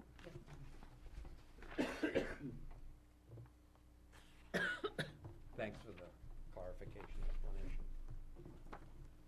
Yeah, and another million plus for, student transportation is like 1.7, did you say? Yeah, it is. Yep. I'm looking at the two, regular Yeah, and special ed sped. together, yeah. Just those four right there are pretty big. The bond is actually down somewhat because, The refinance. yeah, we're looking at am I looking at correctly? We No, went- you're looking at the Mountain View and Maple Bond, which will be Will be retired in August 2011. Okay, that would make for. We wish. Wow, Yeah. that's a refinancing, that's pretty good. All right. Scott, you're up. Oh, you're good. Just keep telling yourself. Keep telling yourself that. Did it to you. I feel True. good. Feeling good is good. I have to behave, my daughter's in the room, so. Excellent. Can you bring her every meeting? One set of kids. Did you want to introduce her? You know, for the record, Dan. Yes. I Go ahead, made- it's for the I made record, it's being 4 taken. comments at the last meeting. I challenged myself to Yes. listen more than talk, and I did succeed, so. I only spoke when spoken to by Guy. I don't know if you picked up on that, but. I noticed that. Yeah. We did. No, I just, Okay, the second time we get a round of applause at the budget meeting. it was like a weight loss type program. I succeeded, and, Okay. All right, any further questions on the budget? Go ahead. I had a question. Someone asked me, 2 people asked me, Dylan. with the budget, you had the helpful fact on your website, FAQ. Yep. And 2 people asked me, would the budget be posted on there, the electronic version? We're actually working on that, and we're hoping by tomorrow. We had to try to find a way to post a 200 and It's something big. page document. Yeah. And we've been working with Pentamation to be able to get it into a format that's post, so we think we have it figured out, so we're hoping tomorrow to have that up. That's great. We have a Yeah. 3,000-line spreadsheet. Yeah, it's huge. So it was just a matter of how to figure it out. Because when we printed out the budget you have, Yeah. it's each section is a different printout. Yeah.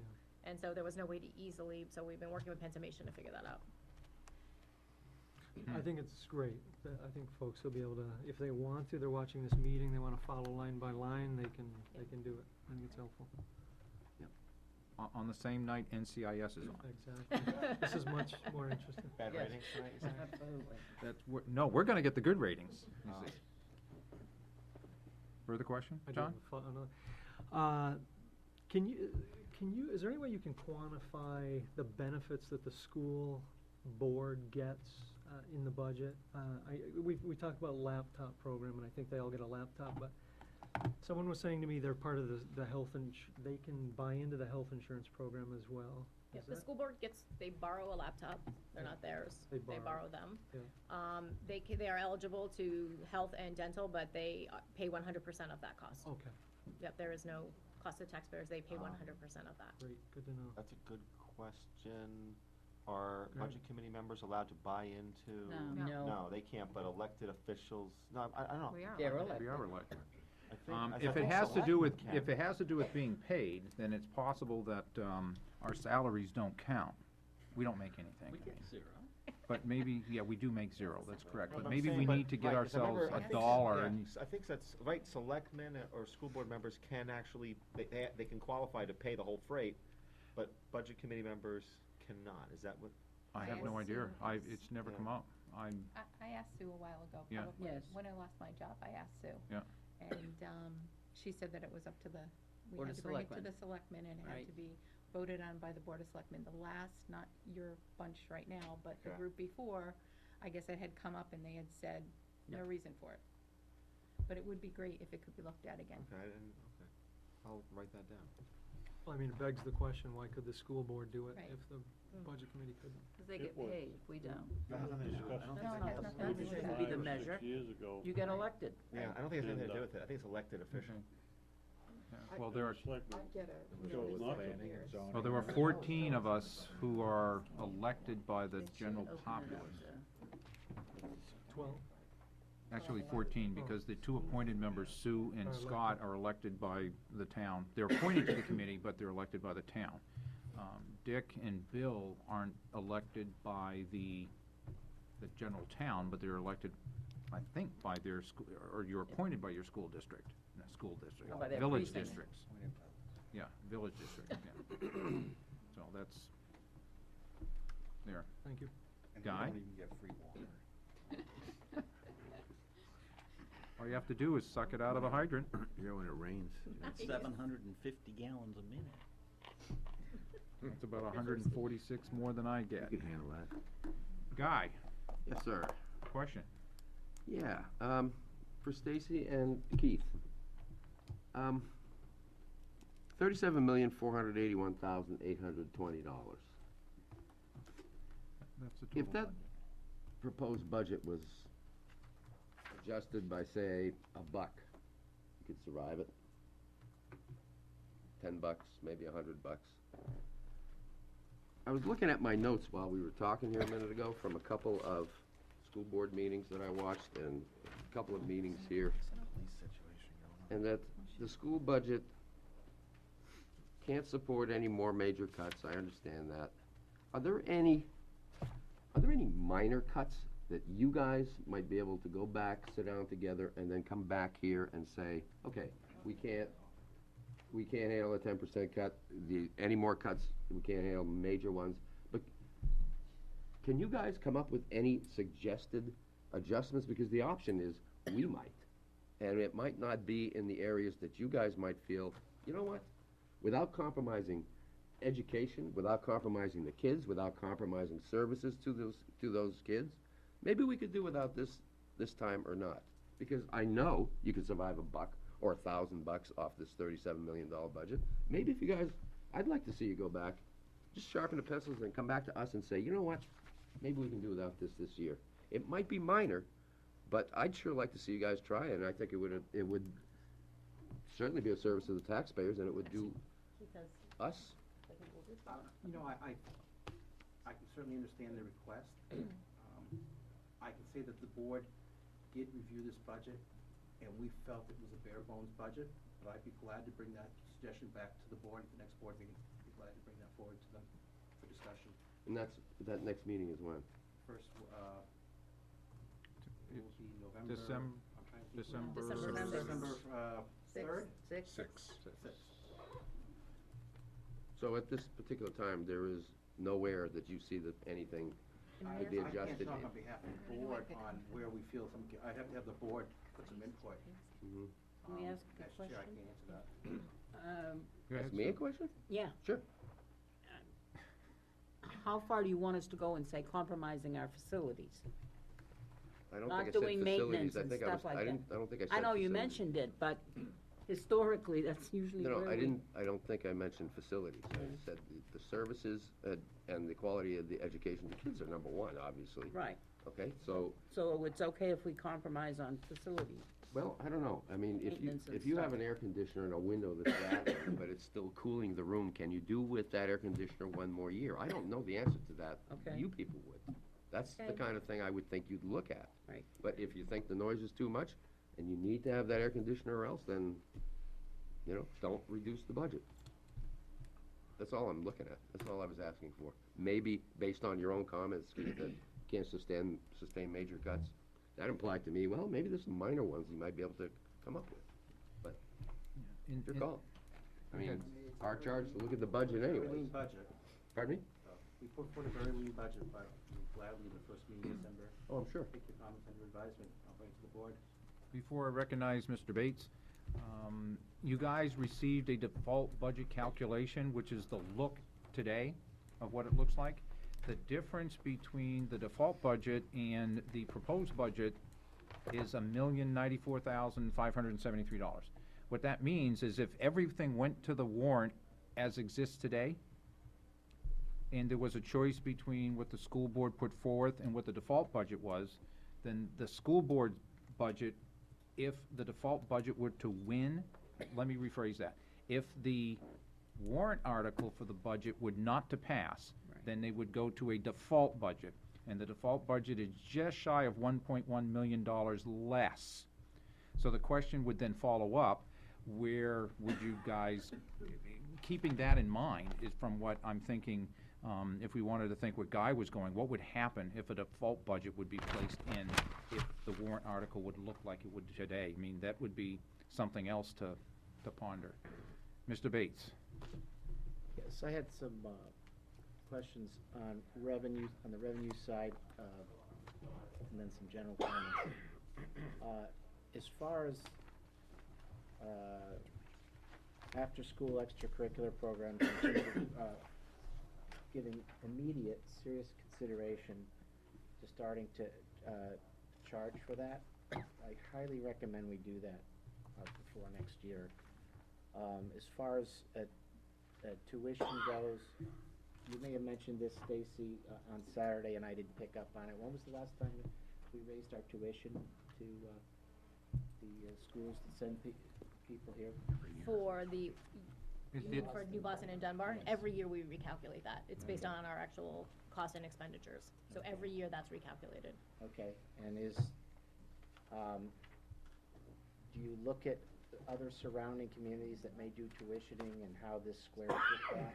when No, you're assessing our tuition rate for Dunbarton and New Boston is based on our area agreement. It's spelled out right in the area agreement how we calculate that out. that? Okay, and when's the next area agreement? Our current area agreement expires in 2014. Okay. If I can just interject one thing, the area agreement was renegotiated 3 years ago? 2004. 2004. That's a little more than 3 years ago. It was a 10-year 6 years ago. agreement. So, and that is conceptual. It's not solid dollars, it's all concepts pretty much about Yep, there's a this, formula. that, the other, the formulas. Okay, and so in 2014, it would come back up again. Okay. The reason I asked that, Bill, is that there's little leeway for us in there where they had 7 paras, I guess, new that are added to the budget, that the other school districts would be paying for them 100%. That's part of that area agreement. If the child from the sending communities were to no longer come to the Goffstown school, that para would then need, Be done, have to be laid off. correct. Or, okay. Continue, please, Bill. Okay, and then pertaining to the new programs you spoke about that are in-district programs that have actually helped us save the outflow of dollars, sending children elsewhere. Are these, and I know there's no way to categorize these, are these some kind of special need programs? Correct. One is for our autistic and lower functioning population at the elementary level, and one is for our behavioral students at the elementary level. Okay, so just as I know that you're tuitioning out people to other programs outside the district, how much thought have you given to starting to communicate to other districts that you now have this program in We town? absolutely would be doing that. What we want to do is make sure that the program has a good foundation. We just started them this year, so we want to make sure they're good foundational programs before. Part of it is, these are very difficult kids to deal with, and sometimes we don't want to buy somebody else's problems. So yes, could be a revenue stream, but we also have to manage what kids we want to make sure if we're bringing other kids in from out of district, we're not affecting our own kids and their programming by bringing in more revenue and taking in kids that we maybe can't handle. So there's a balance between that. Certainly cost benefit there, for sure. And Stacy, we've actually done that with Glen Lake. We actually took in a Correct. tuition student from Yeah. a district, and charged tuition for him or her, and that was a special needs student. Correct. We put him in our program at Glen Lake. Okay. And then my other question, let's see here, had to do with, let's skip my mind now. So, again, looking at budgets for the future, when we're thinking about what may be coming in terms of additions to both the elementary schools, are we also doing that analysis of what it would cost to tuition out our students to other districts versus the cost of new additions? Are we doing that analysis of, we have an overcrowded school in Bartlett, we see where the population's going, we have it, the architect's telling us the dollar's gonna be X, but based on what the possibility is for tuitioning to surrounding districts, we believe a per head cost of Y yields us a lower out of dollar cost and may not completely take that off the table, but maybe push out the eventual date when we have to do that. We have not explored that. I don't know that the board has entertained tuitioning our own students out. I think it would be likely much more expensive you'd be paying their tuition rate. First, you'd have to find a district who is willing to take in Yeah, our a couple hundred students. kids. And as you know, Well, there's all not the very many kids. schools who have large openings. The other piece is you'd probably incur much more expenses because you'd have to then transport all of those kids to wherever that was going to.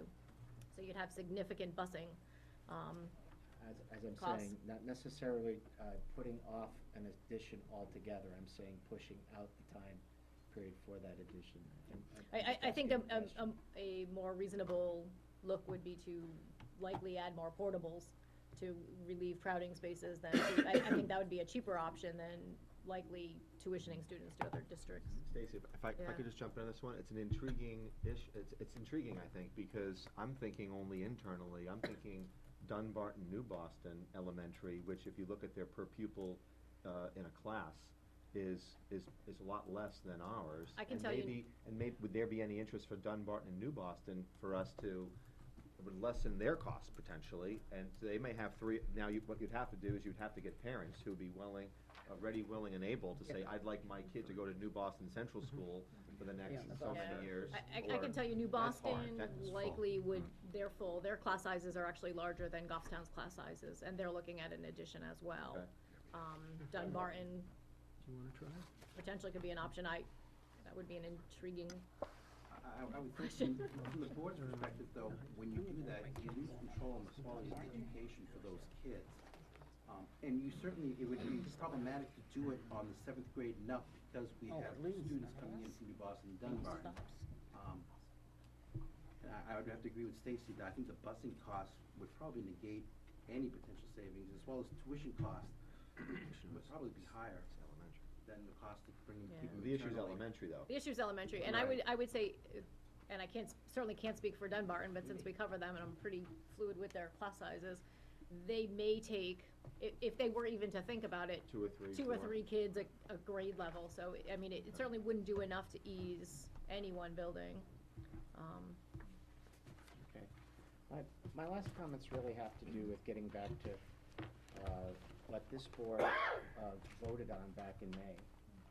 And that was we directed the selectmen to direct to all groups the fact that we wanted to see a model, a budget model that was based on a 10% less model. We were doing that, at least in my opinion, we were doing that because we wanted to look at a number of different options.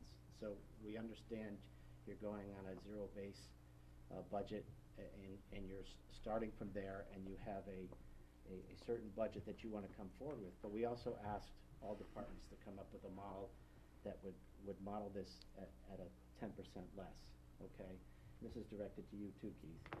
So is that what you wanted to do? Perhaps not. But it is something we asked for, and last time I asked the chair of our committee, we're entitled to ask for that. Because that's part of the exercise that we go through, this committee goes through. So even though it's probably not your favorite thing to do, it's something we ask for. So, Keith, you do understand we have the right to do that under the RSA's, right? You understand we have the right to ask for you to come forward with certain numbers that we request, based on things that we want to do as we go about the task of putting together a budget, right? The RSA does allow you to ask for pieces of information from us, like our costs and et cetera. Beyond that, I'd have to check with legal counsel as to, does it force us to give a certain number or figure it out for you, the reductions? I'd have to check with legal counsel. Are we going someplace with this one, Bill? Yes, we are. Yes, we Can are, you get there? Mr. Chairman. We asked for that. Okay. We're entitled to ask for it, and the RSA clearly says we have the right to ask for it and for you to provide us the numbers. I don't think it's in the spirit of cooperation that you just summarily dismiss our request and come forward with the budget that you wanted to put together without what we asked for. I find that disappointing. I find it uncooperative. And we're gonna go through the same task next year. And I would appreciate that you take our requests seriously, as we've asked the other departments to do. And whether that's a 10% next year or 5 or whatever it is that you provide us what we've asked for. It's part of how we do our job here. Okay? The other thing I wanted to say is, nobody here can doubt the huge amount of work you've put in to put together this budget. You guys are extremely thorough. You know your numbers. There is no doubt. And Stacy, your presentation on Saturday was fabulous. You did a great job. I actually learned a lot on Saturday. And I don't think anybody in this room, if you asked them, is for a bad education for the children of this town. I challenge any of you to ask any of these people in this room, and nobody's gonna say, we're for bad schools. Everybody wants the best for the children in this town, okay? And I'm going somewhere with this, Mr. Chair, and that's because, my wife's a certified teacher in the state, so is my sister, and I have a son who's an assistant principal out in the Midwest. So I understand education costs, good education costs money. But I also understand for all the stories we heard tonight in public comment, there are many more stories that you do not hear about. And Stacy, your first slide, the first slide of your presentation was, what did we look at when we put together this budget? You looked at the economy. Those are great words, okay? You looked at the economy. I look at the economy too. And the economy around me, and that is, when you look at the economy, you can't look at the economy in the vacuum. Everybody here or most people here pay property taxes, and so do a lot of other people who don't come to these meetings, and there's a lot of people hurting. So, when we're trying to come up with a budget that, fits the economy we're all in right now, we take it very seriously. I know you took very seriously when you put together your budget, but I guess what I'm saying is, you said in your slide that you looked at the economy, and then what we got was a 5.21% change. That tells me you didn't look at the economy hard enough, because while you are supposed to put the children first, and you're supposed to do that, part of your job is also to look at the taxpayer and look at the economy we're all living in. I'm getting paid, personally, less than I was 2 years ago. And there's many other stories like that out there. So I only say that as background, and thank you for giving me some latitude, Mr. Chair, is we're doing this because this town is like every other town in this state, and we're hurting. So while we understand while you're putting together a bare bones budget, a 5% increase on top of people where there's, we're going into an all-time high for foreclosures in New Hampshire this year, doesn't square with what's going on with the economy around us. And that's why we're trying to look at every possible way we can cut this budget and try to reflect the economy around us. So I appreciate all the work you do. You guys did an incredible job. You know your numbers inside and out. Part of the reason, Keith, for asking for this exercise to go through is because we can't possibly know these numbers as well as you do. It would be impossible for us to know that. And I can tell by the way you deliver. You know your numbers. So that's why we asked you to do it, because you live closer to these numbers than we do. So it's best if we ask you to do it.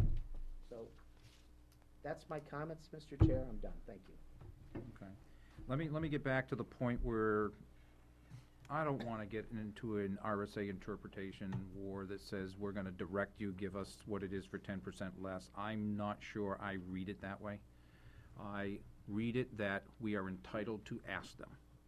That's about as far as I would go, and then I'd let the lawyers duke it out, anything further than that.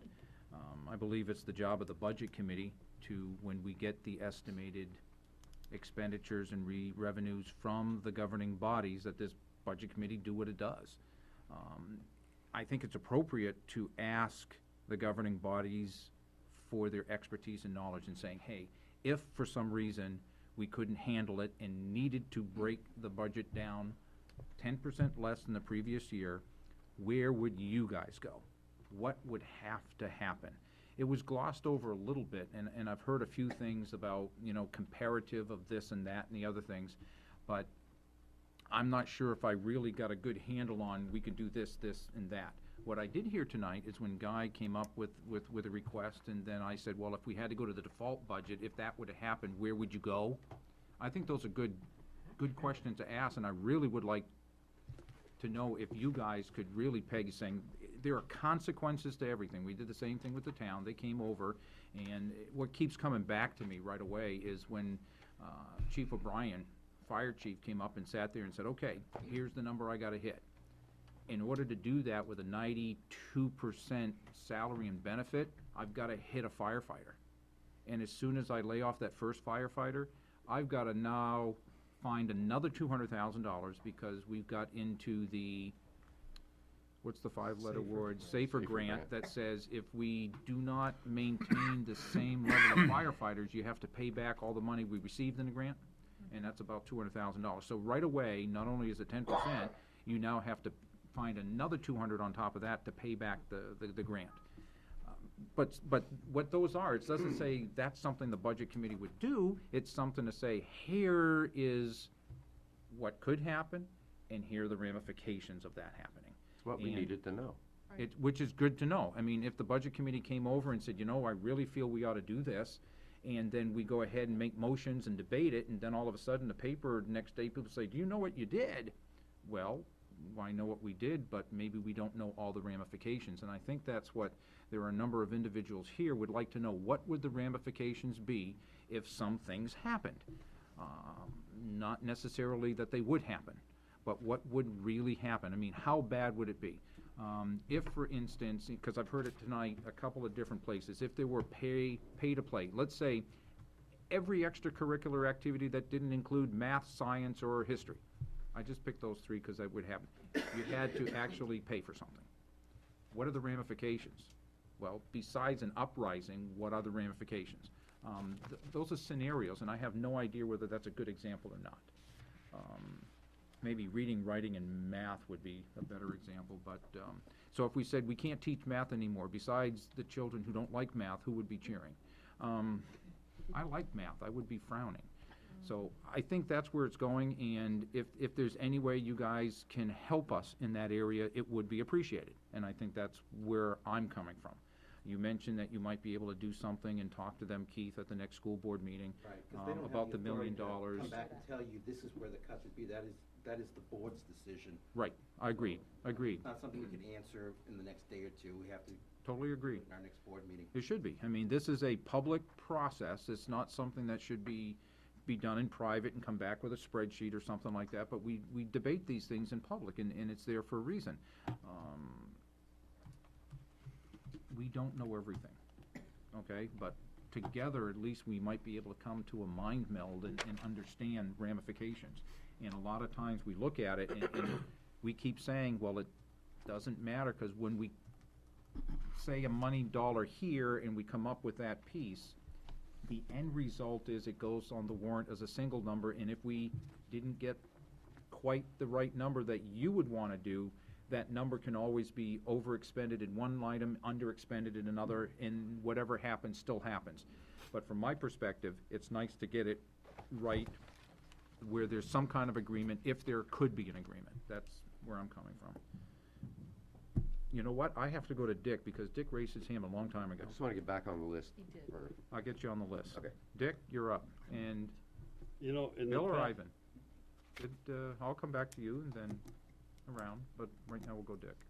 In the past couple of days, there's been an article in the paper, well, not article, but something on the TV about the state of New Hampshire getting $4,700 or $4,100 million from stimulus money. And I know the finance committee in Concord was meeting on it, and it was my interpretation in the end that they had come up with $21.5 million that was going to go to the school districts in the state of New Hampshire to rehire teachers that have been laid off and whatever else had happened. And I'm just wondering, as educators, if you people have heard about that or know anything about it, and is there any chance that we may be getting a little bit of that money in the future? There's two things that have gone on in the news recently. One is the stimulus money, or that extra money that, to rehire teachers. Our first understanding of that was that would all go towards the state fiscal stabilization aid. Today, it came out that perhaps half of that money might come back to districts. We have the same exact information you have. We have nothing, we have gotten nothing, and no additional information from the state as to what that looks like, how it will come to us, what proportion we will get. So, if in fact money will come back to us, absolutely, I'll know about it. We just don't have any information. The other piece today was the day that adequacy became public, November 15th. They're required to give us adequacy dollars, what we're anticipating for the next fiscal year. As of today, Goffstown is slated to lose about $12,000 in adequacy dollars. Now, that's a big question because legislation will happen. It's anticipated that there'll likely be a constitutional amendment to reformulate the entire adequacy formula, which could affect us. We don't know how. So that's the other piece that was in the news today. Just to update you on, again, when you look at the revenue sheet, that's why the adequacy aid went down, because that's what we're projecting as what we're supposed to get is less money. So in the past, not too long ago, there was talk about targeted aid. As educators, what is your interpretation of targeted aid? What would happen to Goffstown? To me, targeted aid is to go to the poorer communities. I can't tell you what will happen to Goffstown. Well, we're considered, I mean, in terms of equalized assessment, as I mentioned on Saturday, you know, we're at like $612,000 of equalized assessment per pupil, whereas the state average is like $880,000. So under all these formulas, we are considered a receiver town, okay? But under all these other formulas that are in there right now, and correct me if I'm wrong, Stacy, but it includes free and reduced lunch. Correct. It includes number of special ed, yep. education and a host of other factors that go into the formula. Correct.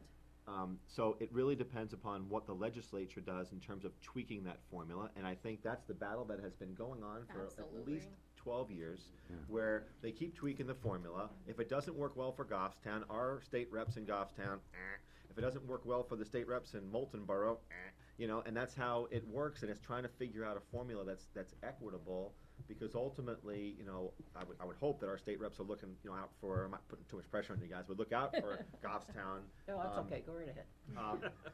And that's, but Dick, you were a rep, you know that, right, this is going, that went on for every year you were probably as a rep. Yeah.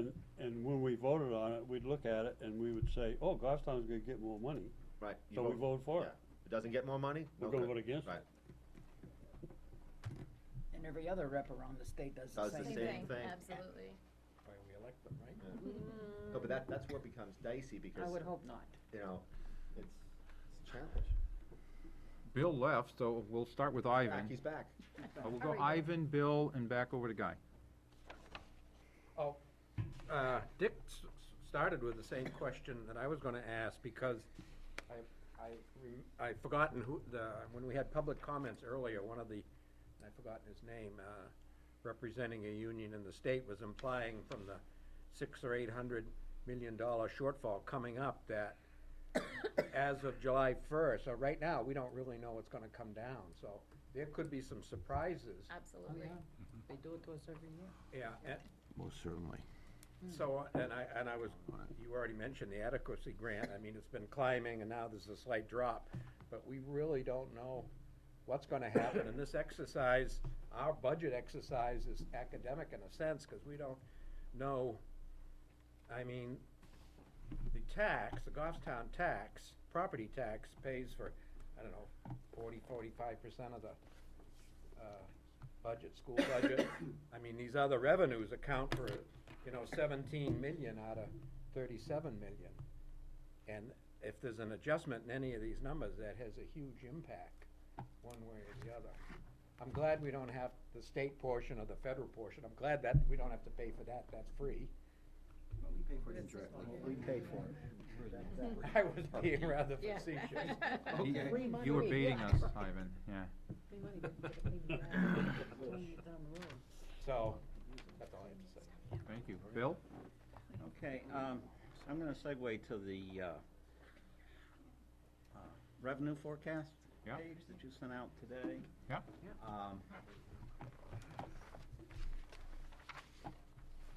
I'm looking down at the bottom 4 lines, and I realize there's a comment down below that says that the final determination of the unreserved fund balance has not been put forward. Right. But I'm looking at this point, if that is 0, then we have a revenue shortfall there of over $600,000. Okay, give me a little more. What do you mean? Okay. If I a go to the shortfall means you're total- comparing two numbers. What Right, two numbers are If I you? go to the total revenues and credits, it goes down from 17.7 to 17.1, which is a shortfall of about $630,000. Okay, now I see where you are, yeah? Okay? And then I'm looking at the district assessment, which increases 2.3 mil. Then the state assessment staying flat. The total appropriations going up about 4.5, 4.6%.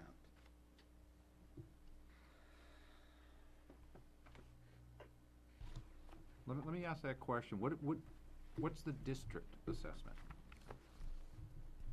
What's that revenue source? Property taxes. Okay. Right. In other words, you're looking for a 15% increase in the amount that is being pulled from the taxpayers to support the budget you're proposing. But before we start throwing the numbers out there, when is the last time, I need to be real here, that the Fund 10 budget appropriation was totally expended? I don't remember ever No. it happening. Never happened.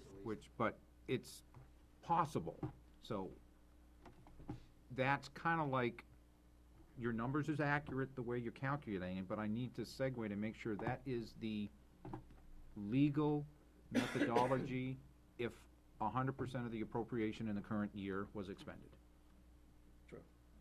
I don't have anything else to work with. That is correct. Right. But there is a big bold line on there that said, Says we're we not haven't put a done number yet. in there yet, so let's be careful, please. So, So if we threw in $600,000, which I think is the, give me a swag at what that Okay. number might be, so I can make sense out of this. And actually, Bill, It's- we are planning to do that. The reason why it was not put on there, because the board started talking about it last night, and we were trying to get you something for revenues for tonight, as you requested from Saturday, and we were not able to tackle, we did not have the information we needed in order to tackle what we felt our reserve fund balance might be. So rather than stopping and not giving you the projected revenue stream, we provided that, and that's why we put down, subject to board's further consideration, because we So- are gonna be looking at that. You will get that information. Right, but We're that- I just think not, at the we're- SAU, we're just not ready to get Right, there yet. and I think in Bill's defense, that number is so volatile lately. I mean, we have seen that number go as high as $2.3 million, right? 3.2. 3.2. I'm just saying, so your $600,000 shortfall that you're talking about right now was a $3.2 million surplus, which then lowered taxes a couple of years ago. I mean, the number jumps around so wildly that, you know, as a prior school board member, that's what makes it so darn hard, is that you don't know, the revenues are, it's all over the darn board, because if you get, even if you get this extra money from the state, if you don't budget for it, or unless it's earmarked for something, you can't spend it anyway. It has to go towards earmarks. tax relief. two-year moratorium on earmarks. But you know, okay, you know what I'm saying, like ARA funds could be, you know, which you spent it on reading books, et cetera, but if they just say, oh, here's another $400,000, you just can't say, oh, we can spend it, you know? And it's likely to come to us with some kind of stipulation of what we can spend it on. Well, And that's what let lots of our me funds wrap Let me- up okay, what I was gonna say. Go through the I can't do a rational job on a budget, my own budget or anybody else's budget, unless I know what the revenue side is, That's tough. period. And Bill, we will get you that number, Okay. we just haven't gotten that, we I tried to don't get you what we understand. could, Don't based on understand. what we said we would do on Saturday. You know, I read the bottom line too. But, you know, We're I working can't on get it. there. Yeah, I think what you could do is you could start playing, and if, for instance, I threw 'em, you're at 15.2%, okay, with zero come back. If I threw in 600,000, How much? How much? 600,000. I put 600,000 for unreserved fund balance, that brings it down to 11.2. If I put $1 million variance, it brings it down to 8.5. If I bring it, if I do the same as last year, which is probably not available because the revenues are really up, just throwing a wild number out there, 2708007.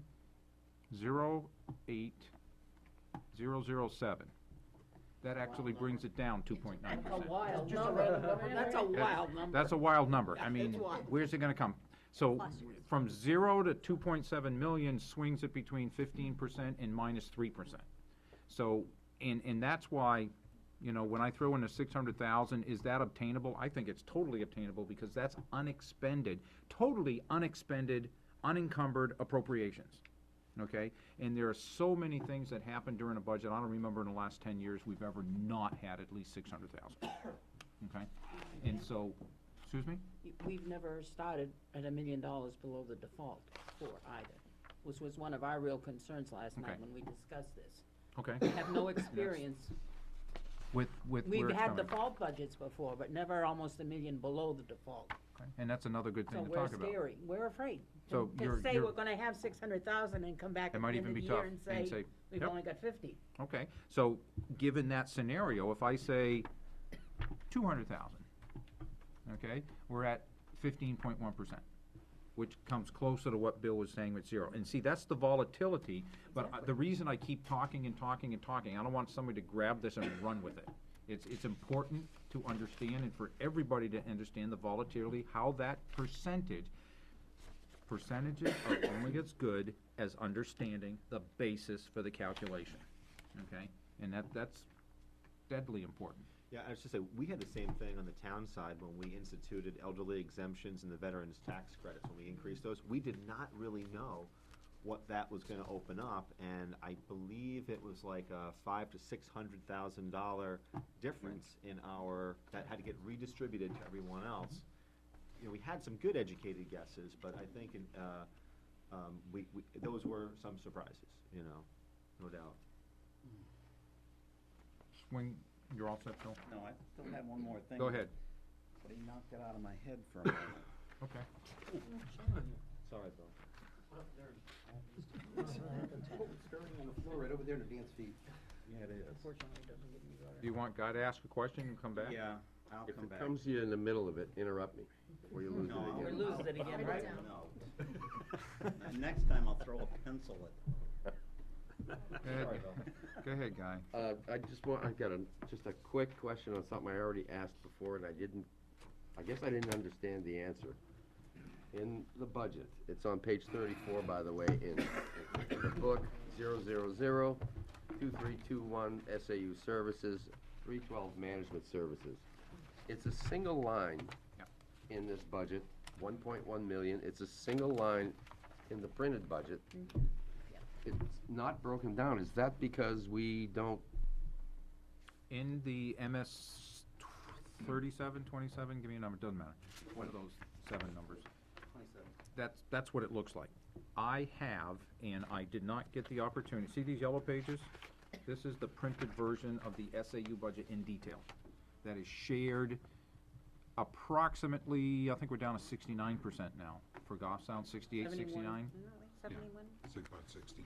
Yeah, about 69% for This would Goffstown. represent 69%. 69% of okay. the SAU budget, and the other 2 towns pay the other 31%.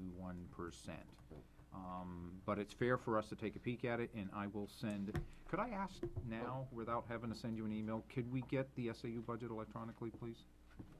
I have it on my list. Okay. Is there something different about this, when you say take a peek at, it's over $1 million, why wouldn't we be looking at it? There is anything we can do about it? Okay, that's what I'm trying to find out. Okay, We let me can't- go through that diatribe. This, Again. this Again. 1.1 Every year. we go- Again. million dollar admin budget, Yes. we can't do anything about. That is correct.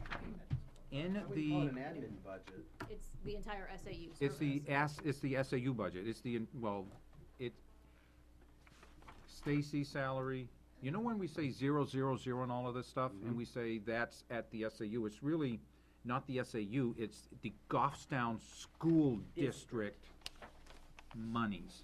Every Goffstown portion. Goffstown, no, the Goffstown District, those are our assets, so to Okay. speak. Am I correct in that? Do we share any assets with the other two school districts, so to Anything speak? at the SAU would be a shared asset. And that's in the SAU budget, the 1.1 that we Right, but pay it's for, not in that's the budgeted. district budget. So That's why, right. why is it in this budget for our consideration when we cannot adjust this? It's not in there for your, Because, In the, oh, let me go through it. I'm not sure if I have the, last year there was a warrant article, that was a petition warrant article, that I took credit for instigating. There were others who did the legwork on it, but I took credit for instigating it. I don't want anybody else, I'm not throwing anybody else under the bus, putting me under the bus.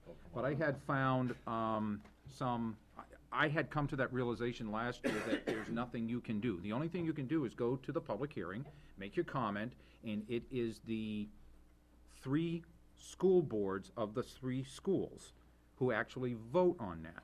When they got together a month and a half or 2 months ago, they proposed the budget, and I think that's what this yellow budget is.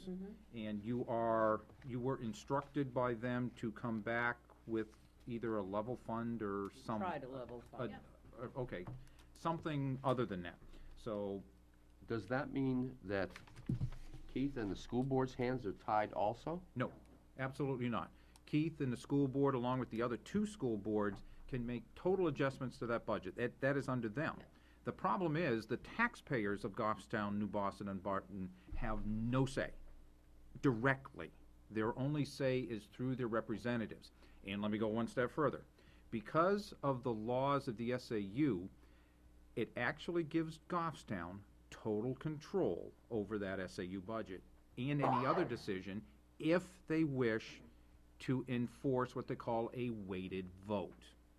Okay? Which means 69% of the votes it'd be weighted. So I just said the total there.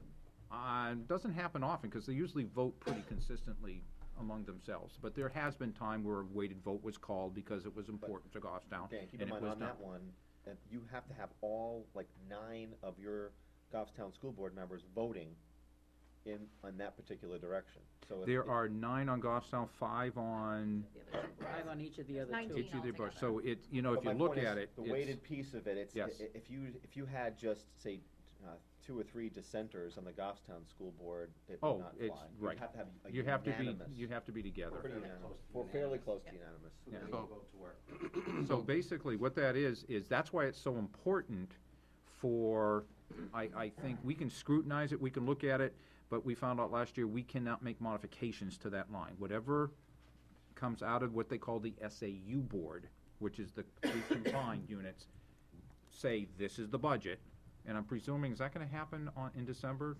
Yeah. December, that's our You're budget. you're actually only gonna vote right on it, because there's a date certain that you have to do it, because they have. 31st.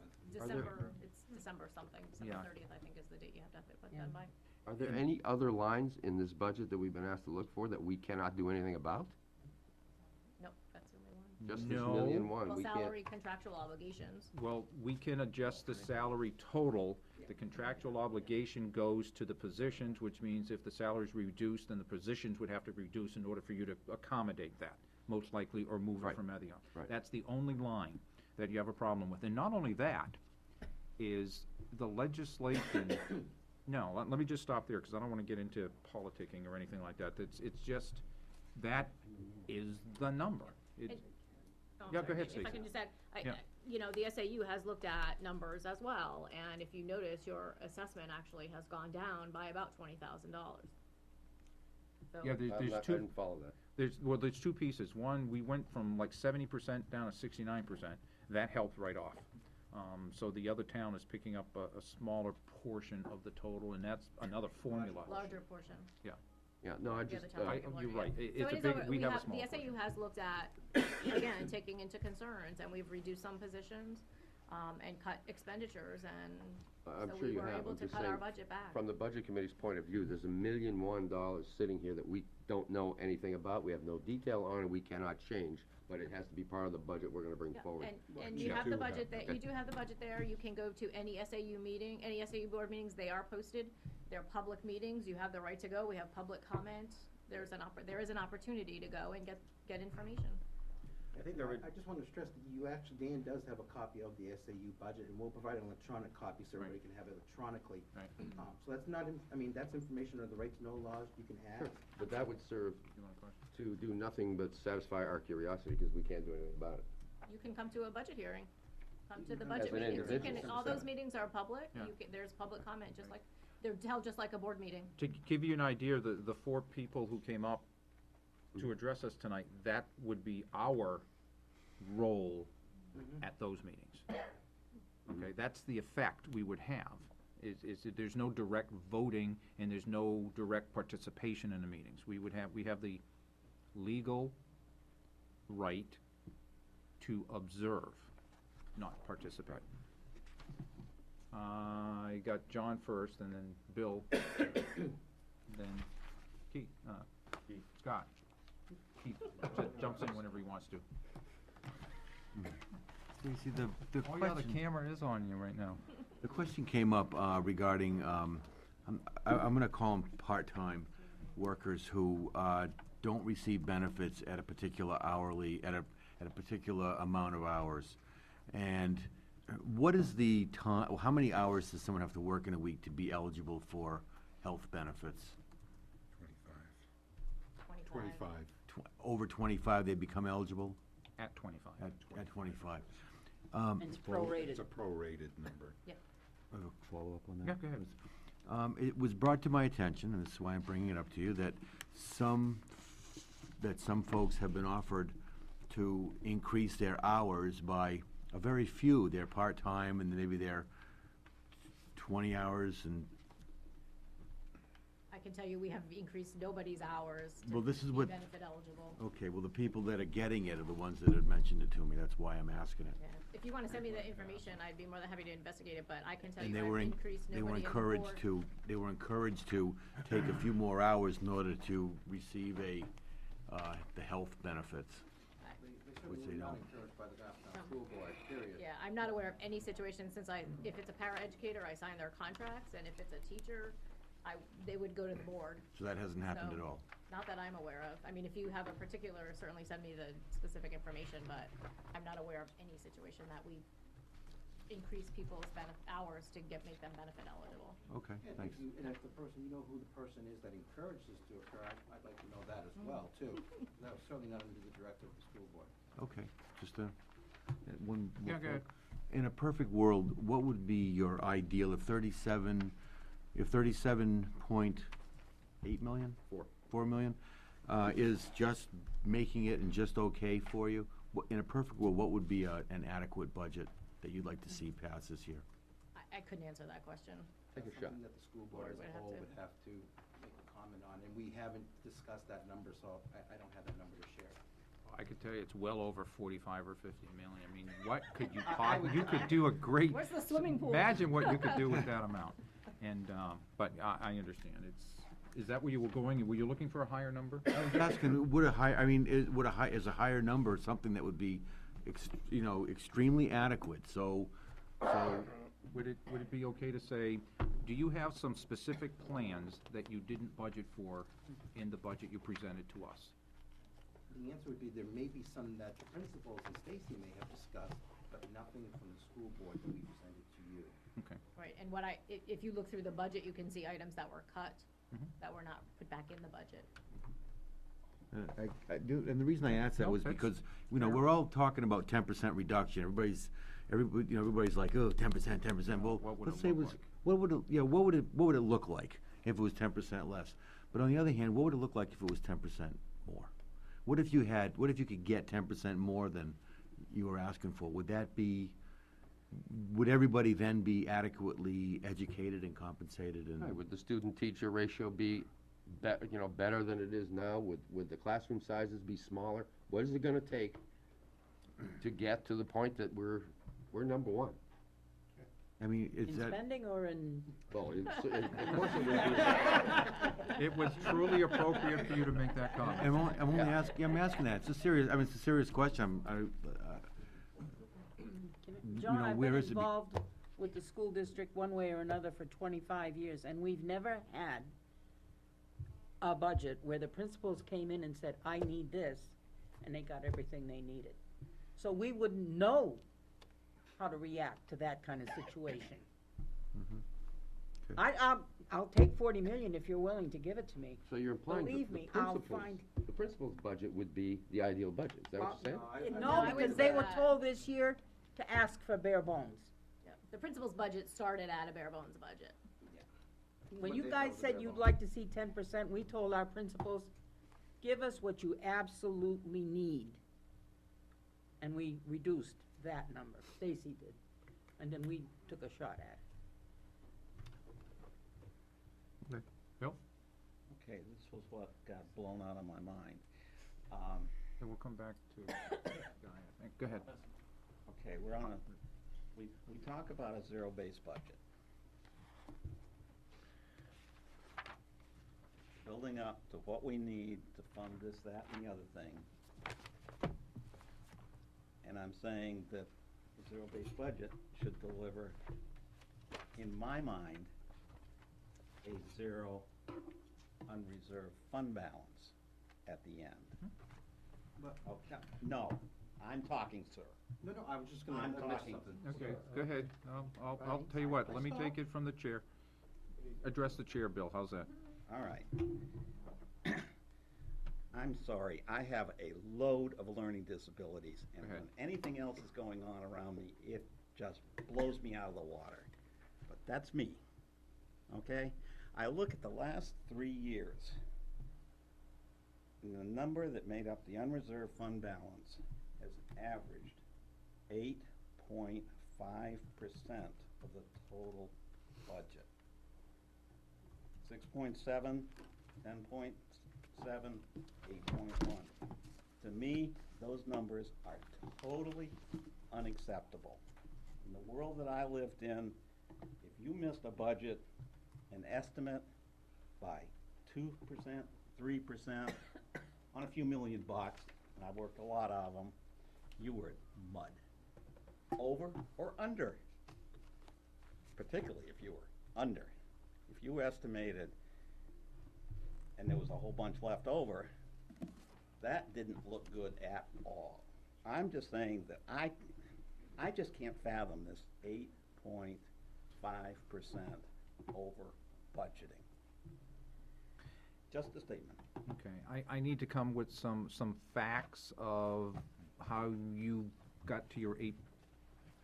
I took the numbers straight off the bottom of that chart using Okay. the appropriation Okay, then that number works. and the unreserved fund balance. And what I need to do is look at that information, and because that number, unreserved fund balance, isn't a return, completely, entirely a return of appropriation, but includes excess revenues, unanticipated revenues, we gotta take that number and we gotta split it out. How much of the appropriation wasn't expended? And that's the budgeted expense side, okay? And then revenue. They really have to be bifurcated in order to get a. I have to look at it and say, if I was estimating something, and estimating and budgeting in my world's exactly the same thing. But there are two pieces, Bill. No, if I had a good luck and things went boom, boom, boom, boom, boom, you know, I didn't offset that. You know, all pieces, I might have been 10% high on this, 10% low on that. Bottom line, maybe 1% off on the whole estimate. Were on you multi-millions. responsible for sales? No, but I wasn't. I was not responsible for the, you know, I had to go in and estimate things. Sure. Sure, You know, I and understand. across the world that I lived in, I don't know how big that outfit was, it was huge. It was software services and digital, which is about 40% of the business. Right. In order for me to determine that, your percentage for your estimate would have to rely on the salesman who either did sell or didn't sell your product, and that was part of your estimate that you were responsible for, although you didn't have control over it. We gotta separate those two numbers in order to appreciate, and I don't know what that number's gonna be, but it would be fun to do that, and we have that capability of doing it. So I just needed to put that in there. You okay with that? Okay. That's a very, yes, that's definitely the correct way to do it. and figure One it year out. it was error funds, last year, but we can also talk about how we underestimated tuition, to find out why it came in almost $900 to $1 million less. Now, that's another question that we don't have to talk about tonight, but there are reasons for everything, and it'd be interesting to find out. Scott, and did you get to finish what you were doing? Okay. Yeah, I would say that historically, from what I have seen, it's been like around 96, 97, 98% of expended of the budget. So if there are like these things that you just mentioned, and I've looked back at this, I used to be on the school board, I would look. 91.5%. What I'm trying to say is No. for, Hang tight on, for a let's, second. I'm gonna go for Scott, and just go ahead, address the chair, and I'm gonna go into, Sure.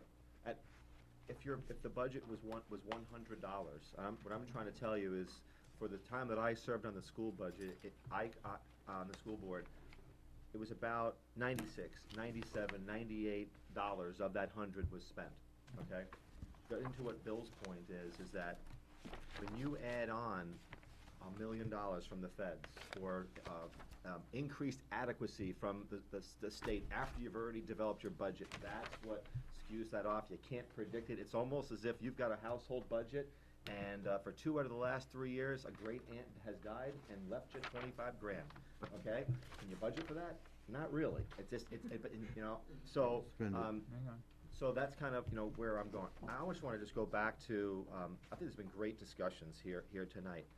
When you look at, we talked about before, the equalized value per pupil, it kind of goes back to what John Heichel was saying. We are what we consider more of a poorer town because we are less than the state. That puts so much more pressure on us. That's why our taxes, if you look at it, are probably more than the state average, which is what, you know, some people have alluded to. That's a fact. But that's because we have less of that commercial and industrial to support it as a lot of other business, like a place like a Bedford. So that puts so much more pressure on us.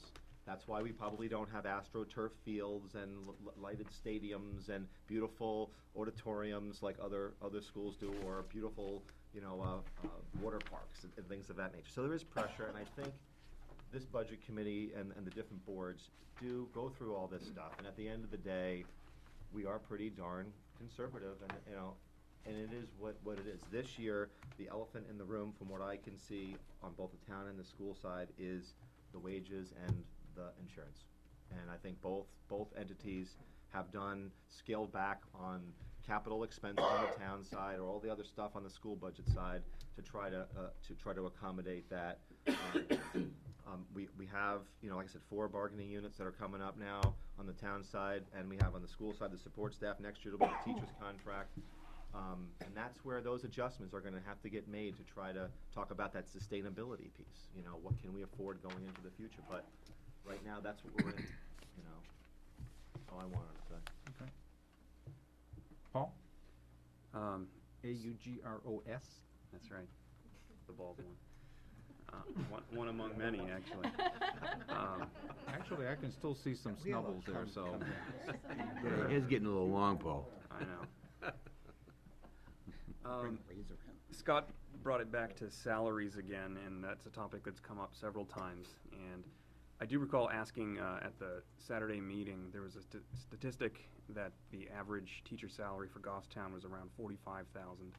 I don't know if you, Stacy, have had time to go back, if you have looked at the spreadsheet that was sent out, if you have a copy of that. The average that I'm getting from that is closer to about 53,000. I don't know what spreadsheet you're talking about. Okay. That would've been there were 3 spreadsheets with salaries and benefits on them. One was GESS, one was the admin, and the other one was the GSS? One, teachers, support staff, and admin. This ultimately came from Keith. Okay, you're talking about the spreadsheets that Beginning of this coordinate with the Most budget. likely, Yep. you guys sent to Keith, he sent to me, I sent to you. Yep.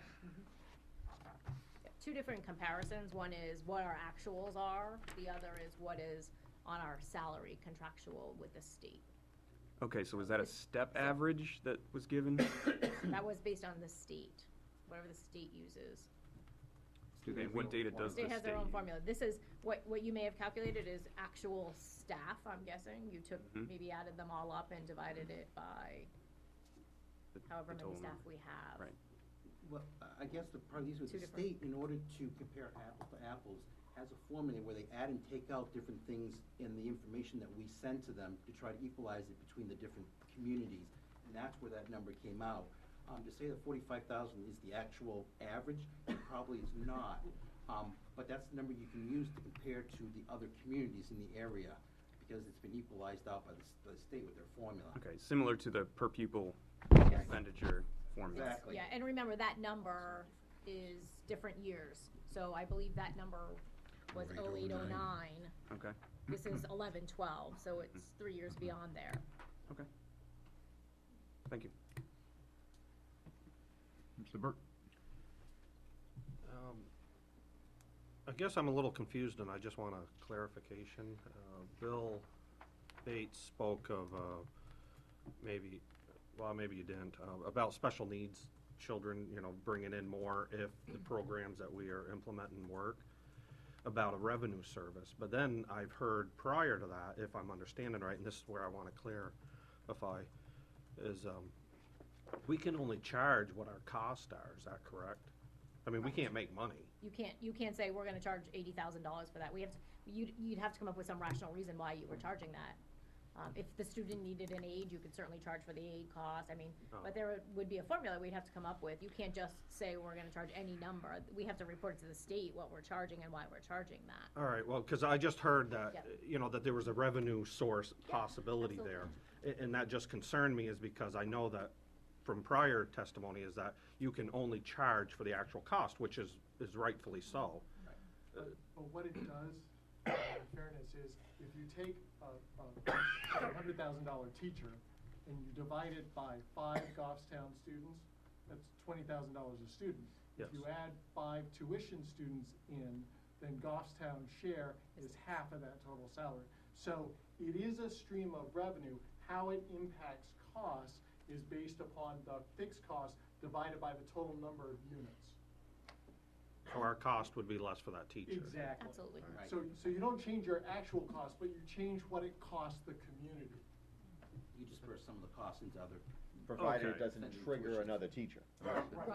Okay, Exactly. yeah. All right, and then just one other one is, I'm glad Ed, I think it was Hager or Hager.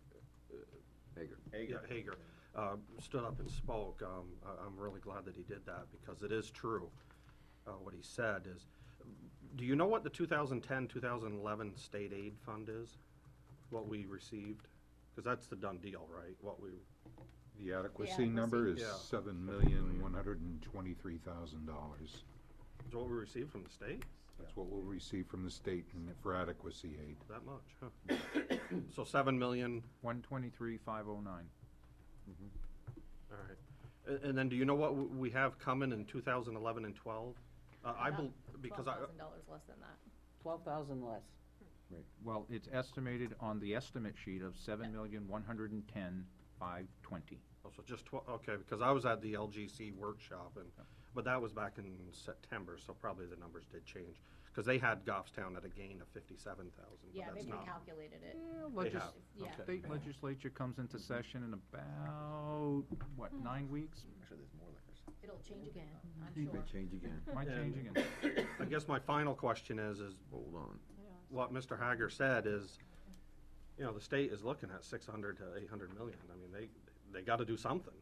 The legislators this year have to do something, because you just can't run on that. The Constitution doesn't allow it. Well, if I can help you on that one just for a moment. Right now, all state agencies are preparing a 95% budget from their current appropriations. I don't think that'll add up to 600 million, will it? 5%? Using a lower number. I'm not gonna go down to the calculation, I'm 500 just gonna million. tell you what it is. Okay. That's what they are told right now, that they're developing and submitting a 95% budget. Well, what I was just curious is through rumors, have you heard what 12 possibly could be for state funded? No. But- all right. It really at this point, what we got today, and I'm more than happy to share, it's public email, with we can send it to Dan, what I got for information today, which was our actual numbers and a memo saying, you don't know, because if you're not aware, there's several communities that are losing significant aid, Yeah, like there is, Derry, huge. who's losing $7 million, because they took the color off, which meant you couldn't go up or down more than 15%. So there's likely, I can't predict what the legislators are gonna do. Maybe ask the legislators in the room what they're going to do. Yes. All right. All right, and I guess that's where I think, I know I'm looking at that with the school budget is, what's coming in 12 is gonna be huge, and the federal government is gonna be the same, and then what happens is it comes right back to the taxpayers here in Goffstown. Absolutely. All right, thank you for your time. Further questions from the committee? Numbers? Okay, seeing none, I'm gonna say thank you very much, and we got some other business that we're gonna get to right now. It's not gonna take very long, guys. Yeah. We need to discuss what we're gonna do from here. What we're gonna do from here, my suggestion is we come back together, not this week, not next week. Next week's Thanksgiving, but the following week, the following weeks. The following week is Tuesday, November 30th, according to my little sheet. Now, what is amenable to this committee? I know Thursdays didn't appear to be such a hot day for many of you. Tell me, Tuesday, Wednesday, Thursday? Thursday. Not this Thursday. No, not until November 30th. I think Thursdays work good. Yeah. Thursdays are better than Tuesdays for you.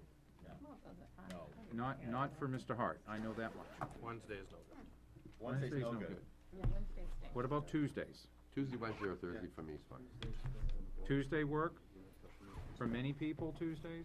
Tuesday's good. Okay, how many people are we gonna lose for a Tuesday?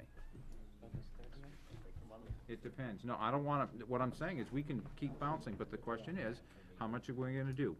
I would like, this is a big budget here, we just went through and we looked, we asked some questions. It's really imperative now that we come up with our schedule. When are we gonna begin deliberations? Because it's very important. When we start that word deliberations, that means we go into formal, our method of Robert's rules, and I'll go through that whole cycle before we start and see if this body will vote to go through theirs. But that's a motion, that's a second, and that's total debate, not discussion.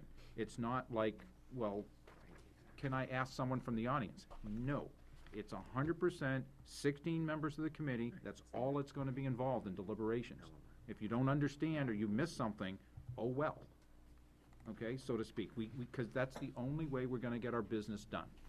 Okay, Kathy? So you're asking that the schedule that we have on this piece of paper, I see you have question marks. They're all question mark. The only one that I really tried to put in stone was 2 weeks from today, which was November 30th. And we could either go 6:30 or 7 o'clock, whatever it is. And that's the one, I didn't want to go further than 2 weeks. I think it's a good time. We can get some time, get Thanksgiving done. It's the following Tuesday. Let's hit the ground. Now, we either hit the ground by coming and saying, these are our final questions that we want to put together, either town questions or school questions, because we need to get to deliberations. How many days of deliberations are you gonna want? In past years, we've gone twice a week. We did Tuesday, Thursday, Tuesday, Thursday, Tuesday, Thursday, until we got it done, okay? If we did that, this is the schedule, what the schedule would look like, and basically it says, by December 21st, that's done. We do not go home on the 21st of December until we have the numbers that we're bringing to public session. Okay? You're mean. Yeah, I am. But that's, just let us know right now that someone can say, I make a motion to adjourn, but we're not gonna accept it. Mr. Burt? Once again, I think I brought this up in the past, I'd be willing to do a Saturday all day and just. Understand, but you know what? It ain't gonna work. You'll be by Why? It's history. It's unlimited time doesn't work. We talk too much. So you wanna stay until the 21st, till 6 AM, the following If that's day? what it takes. Instead of a Saturday during the day and. nice and Absolutely. rested. I've done it long enough, I can tell you it ain't gonna happen.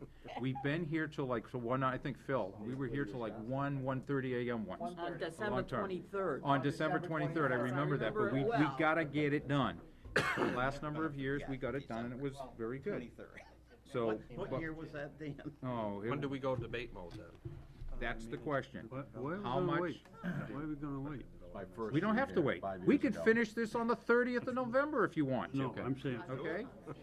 why Whenever don't- you guys. Why don't we start next week? It won't be next week, it'll be the week after. Because next week is the holiday week. I understand that. I could start next week, I could start Thursday. Like, the sooner the better, because you're pushing it for the 21st, you know. No, I think we're good. We have, if we did Tuesday, Thursday, there's 1, 2, 3, 4, 5, 6, there were 7 potential meeting days. Oh, Okay? all right. If we did twice a week. The question is for you, how many do you wanna put in stone? Do we put them all in right now, and we make a decision to see how we do on the 30th? Do you wanna go, I don't think the committee's ready to go into debate mode on the 30th, okay? I would like you guys to really go in, you got 2 weeks, you got all of these things electronically. You've got a number of people on the committee, actually, who are looking at some things and sharing the data. Let me talk about RSA 91A, which is the right to know. It's okay if we share data. We need to share data. The data we do not want to share is, this is what I'm thinking for a motion. Please, don't go there. That is public. That's to be done in public, not in private, okay? So the information we share is saying, I've looked at the data, I understand it, I put it in this thing, this is what I come up with. Not like these are my proposed cuts and things, but, you know, I got some more information. You know, like we do department heads, and we talk to our department heads, and you come back here and you have information. So if you've kind of like taken the spreadsheet like I did and put little headers on there, and it was easier to look at it and stuff like that, I don't think that's a problem. I think the other thing too is it'll speed it up. If you're going through the budget and you have questions on the town budget, send me the question and Dan. Send it, I need, I want everybody to have everything. Yeah, this way I can. And it's all do ready that for the public, homework too. And get you that information so that it's not, we don't waste any time. Right. Sure. If you want to funnel it through me, go ahead. If you want to send it directly to Scott, you want to copy it, you all have all of our email addresses, all the emails going through. This is all public, and I don't want to start doing the budget committee by email. But there's no decisions being made, no suggestions on what to do being made, okay? If we do this, that's a public kind of thing. So leave it to what you guys do, but we can share information. Questions, definitely, we'll whack them off. Scott just said send them to him Right, the for reason the why I school. say that's because They- please don't send them to the individual department heads, because that was one of the things that we had chatted about, so, you know, just, if if you you can want- send it, filter them through Dan and I will then get your answers for anything you need. Right. Is it the same with the school? No, well, no, they have already asked if you would send them to me, I will funnel them through GSD. No, that's the other, info. You Info. can do that, because, right, Okay. technically, right, yeah. So we can do that. If you have questions. Not everybody can do that, 'cause then you respond to Yep. So we'll do it that way. Info goes to like 4 people or something. Yeah, I don't sit at home. Okay, so let's get back to the schedule. Those are just for me. You guys,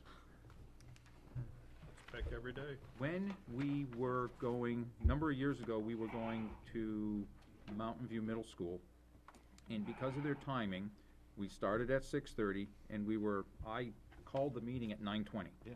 We were done, because we had to get out of the building, because the janitorial staff locked it up at 9:30. I like that. Worked pretty good. I did. You guys in fact, we can continue to do that 6:30 to 9:20 when we go into deliberation, and that's it. We can, okay, wanna keep every Tuesday and Thursday open For for now, us yeah. to be, for now, to do that. So, let us be prepared on the 30th of November to complete our final questions, okay? You have any questions between now and next Tuesday, send them to me in an email so we can get them out to the correct governing boards so that we can all address them in public on that Tuesday. And then the thought process would be on Thursday, December 2nd, we will go in debate mode, okay? So the first thing we'll do on Thursday at 6:30 is go through the ground rules of how we're gonna operate, and then go for it. Sounds good. Okay? Does that work for everybody? So 6:30. 6:30 to, you wanna make it 9:20, you wanna make it a discretion of the chair between 9:20 and 9:30? Leave it to the Discretion chair. of the chair. 9:20 to 9:30, okay. And that way we know and we work, and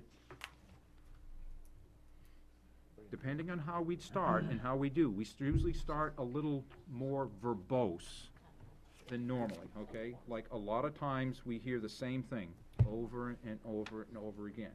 If it's different people, it can be tolerated more than if it's the same person. Because we've never gone into the point where we've always nailed you, you can only talk one on a point.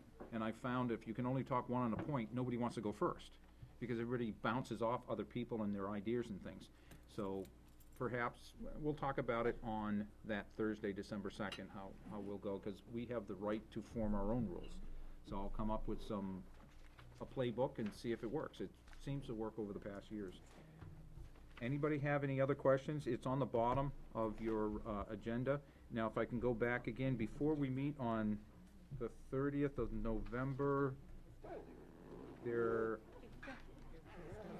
no school board meeting, so we're okay there. But Ivan, you have the next one on 12/6.